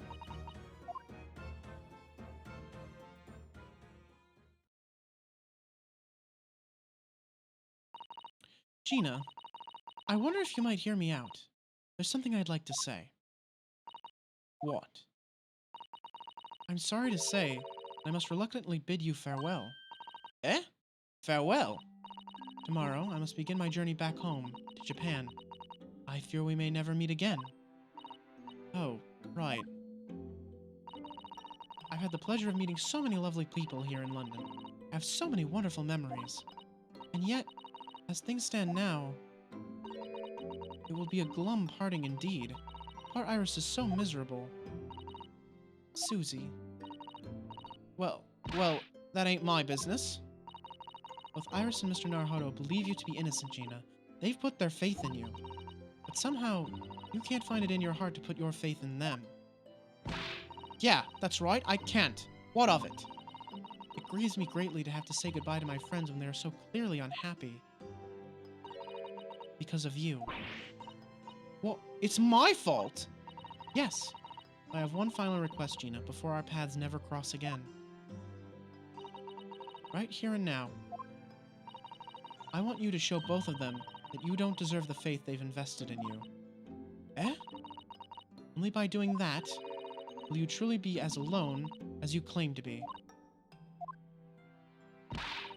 What are you talking about? What do you expect me to do, eh? You told us that everyone lies. So prove it by admitting one of your own untruths. What about what you said before, Ginny? You said something about unforgivable lies. You must tell Mr. Naruhodo and Iris the truth now. That is my last request before I leave. My last request as a judicial assistant. No, I can't. Whatever these lies are, they're obviously weighing very heavily on Gina's mind. Gina, I could be wrong, but is it something to do with what happened 2 months ago? Something about that trial? The Gilded case. The one in which Magnus McGilded was acquitted. Ah. Case of that mysterious murder that took place inside the omnibus. You were called as a witness by the prosecution. Is that what this is about? Yeah, you're right. Because that trial, I lied. I lied like you wouldn't believe. Will you tell us about it now? Oh, we're gonna get a glimpse into what really happened. McGilded probably was guilty, wasn't it? Like you said, it all happened 2 months ago. Let me get a drink here.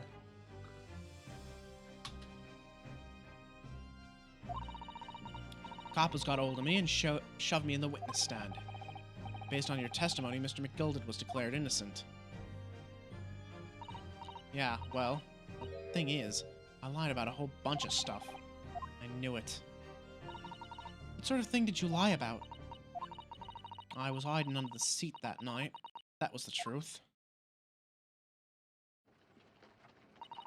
It was pitch black in that little cubbyhole. I couldn't see a thing.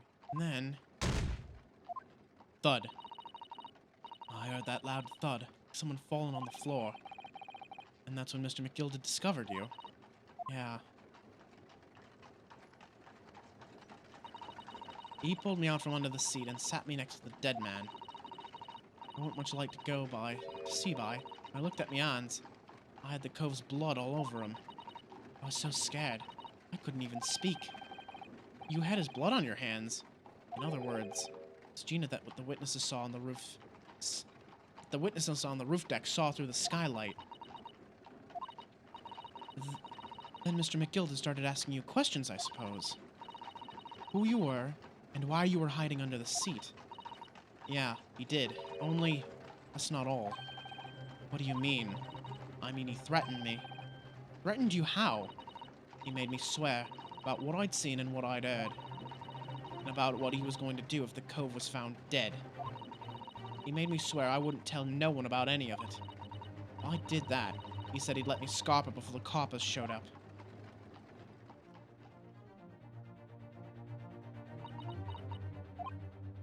Gina, you must tell me what he swore you to secrecy about. What you saw, what you heard, everything. Oh my god. This is huge. We're blowing a massive hole in this case. You said McGilda made you swear not to tell anybody what you saw. But you were in the pitch black compartment under the seat the whole time, weren't you? Yes, with Mr. McGilda sitting above your head, if I remember correctly. Yeah, that's true, but it was when I heard the thud of the coves hitting the floor. I let out a little scream, see? Couldn't help it. Gilda heard that and dragged me out by my arm. That's when I saw it. It was on the floor next to the old geezer what had been stabbed. A disc, all bright and shiny. A disc? Do you mean... Yeah, that's it.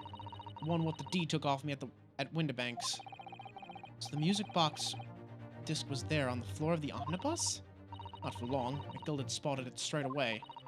He picked it up and smartish and stuffed it inside his pocket. So that disc was in the omnibus 2 months ago at the scene of Mr. Mason's murder. The bog rotter told me. I want to mutter a word of it to no one. So what did you hear? It was so dark under the seat in the cab, I was straining my ears the whole time. After a while, I heard the door and the footsteps out inside the cabin. Presumably that was McGilda getting on board. Nah, not only him. Oh! I could definitely make out the footsteps of 2 people. In that case, it would seem unlikely that it was Mr. McGilda and the victim. Mr. Thrice-Fired Mason. In his testimony during the trial, Mr. McGilda claimed he slept during the carriage ride. But whenever I'm in a carriage, I'm taken with a fierce tiredness, and I always succumb to it. And your own testimony, Gina, supported this. All I could hear was the Irishman snoring. Yeah, that weren't exactly true. Neither of them was asleep. I could hear him talking the whole time, in low voices. What? What were they talking about? Sorry, I don't know. The sound of the horses and the wheels was too loud. That still tells us something. Mr. McGilda and the victim knew each other. So McGilda was lying, as I suspected. So what happened after? I knew it weren't going to take long before someone raised the alarm and that the bloke had been killed. Yes, you were quite right. The other passengers on the roof deck noticed very quickly. So when the cab came to a stop, McGilda told me to hide back under the seat again.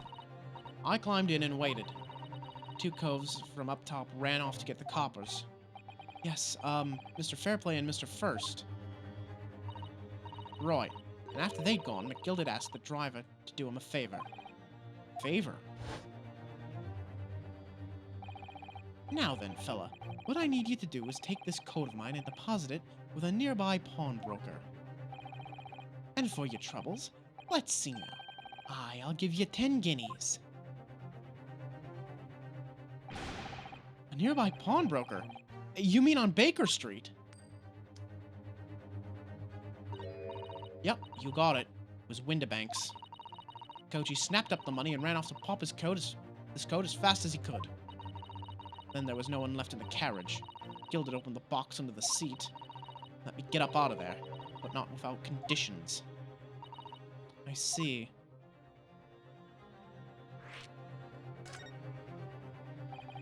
What were McGilded's conditions, then? Letting you go free, I mean.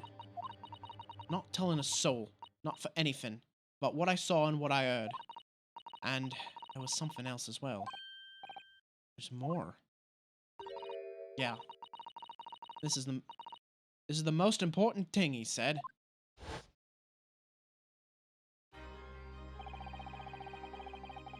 I'm after sending the coachman on a little errand for me with some small change in his hand. Now then, did you hear what I asked of him? Did you see anything at all? Anything. At all. You asked him to go pop your weasel, right? Aye. The fiend's taken me overcoat to deposit with a pawnbroker hereabouts, and I want you, lass, to take the redemption ticket for it. Do you understand? What? You want me to have the ticket? That's right. Then I'll come fetch it from you later. Sometime within the next 2 months. Gonna hang on to it until then. Is that clear? And whatever you do, don't lose it. Alright then. And in case I might happen to be delayed at all, you're to go to the pawn shop, Windibank, so it is, and you're to extend the loan before the 2 months is up. If you forget, the article will be forfeited, and any old fiend could come along and buy it. Eh? But I ain't got that kind of brass. Here's £5. That should be enough. Do we understand each other, lass? Don't try anything funny now. If you go against me... Yeah, I get it. Good. And one more thing. In a few days from now, you'll be visited by the police, I've no doubt. The coppers? Aye. They'll come asking you to take the stand in court, to testify as a witness. Let's just have a wee chat about that, shall we? What it is that you might say, and what it is that you won't.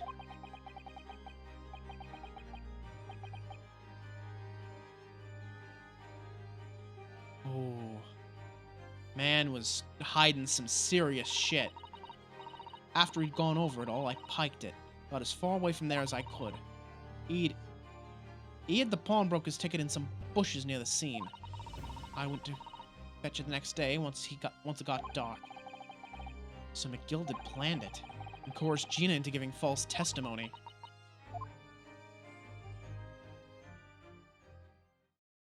Jesus. This shit runs deep, man. I bet you're ready to string me up, eh? I lied. That big old courtroom. I told some corkers. Thing is, he said he would make it so we couldn't live in the East End no more. That's what he threatened me with. What a wicked man. He knew everything what went on in the back slums. He knew he had no one to look after us, and he was all just looking out for each other.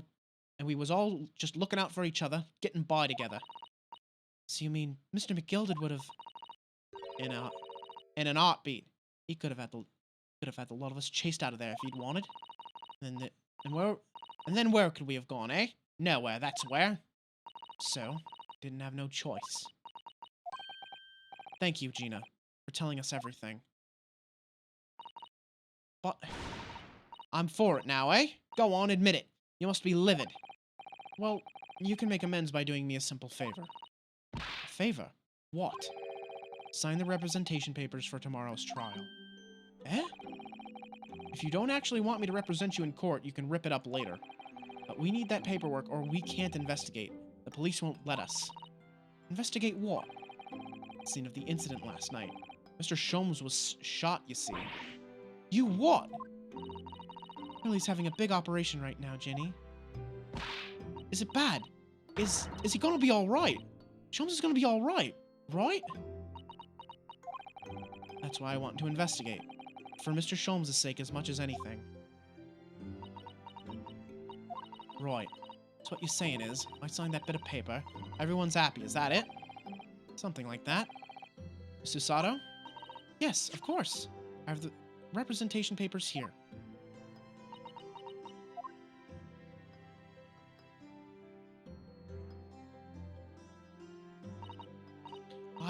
I don't need no one to stick up for me, though. No lawyer or nothing.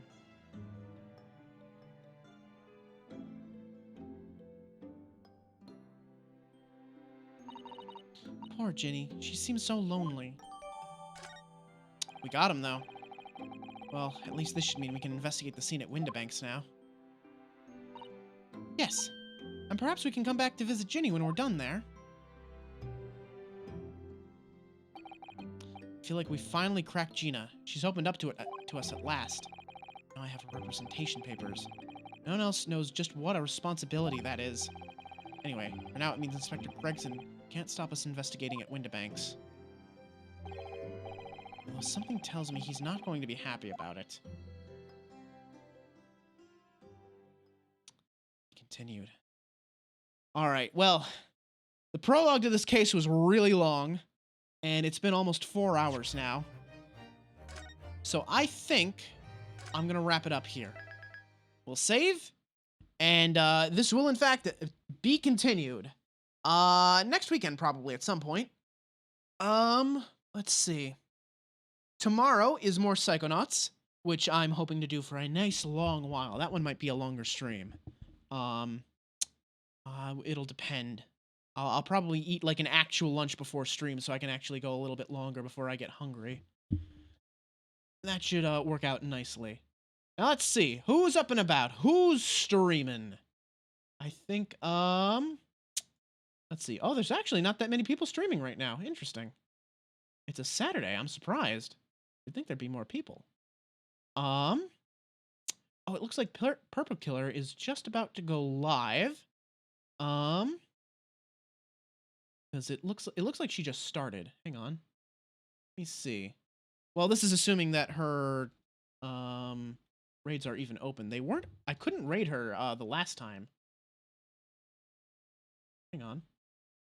Purple. Oh, shoot. Hang on. Purple Killer. Wait, what?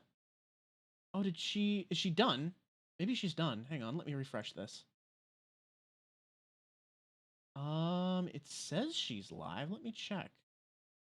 Yeah, it says she's live. Maybe she's got raids turned off?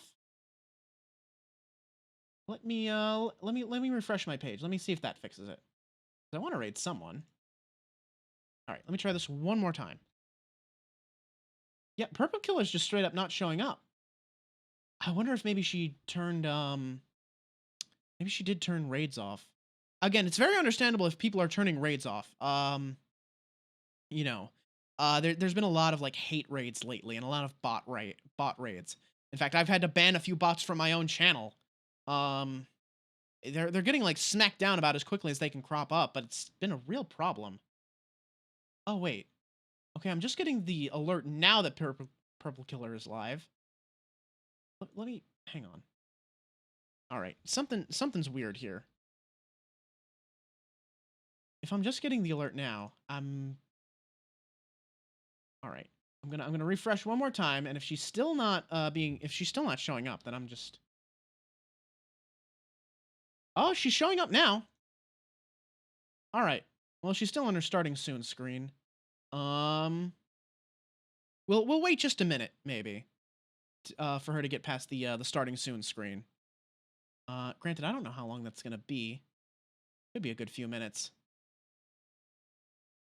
But anyway, so Psychonauts tomorrow, like I said.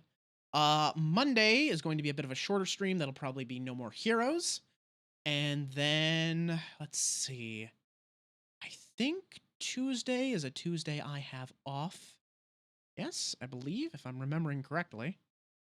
Because I believe we had D&D this week, which means we have next week off. So next week, actually, you know, I'm having thoughts. I'm having some thoughts in my brain right now that maybe I could start shuffling some things around as far as streams are concerned. I could move a stream to Friday, and that would give me more time to stream. Because we don't raid on Fridays anymore. Like yesterday was our last time raiding on Friday. We're very near to the end of uh the Ultimate Weapon Ultimate, or Uwu as it's called. Which is just, it's always just funny to me that there is a very serious, very hardcore raid in Final Fantasy XIV that is known as Uwu. I I can't wait to see like we got Yukab, which is the Unending Coils of Bahamut. Technically the name is the Weapons Refrain, but it's Ultima Weapon Ultimate, so we just call it Uwu, because haha, that's funny. As though, you know, Final Fantasy XIV wasn't enough of a weeb game. And then we got T, which is the Epic of Alexander, which I've cleared. And that was a lot of fun. That was my first ultimate I cleared. I didn't clear it like during 5.1 when it was like super new, which would have been like the big achievement. But you know, the fact that I cleared it at all, I think that says something. And I'm very much looking forward to the new ultimate that's coming in 6.1, the Dragon Song War. Ooh, I'm real excited about that one. So yeah, it looks like well, it's still just starting. But I think we can hop in right about now. Oh, just went live. All right, here we go.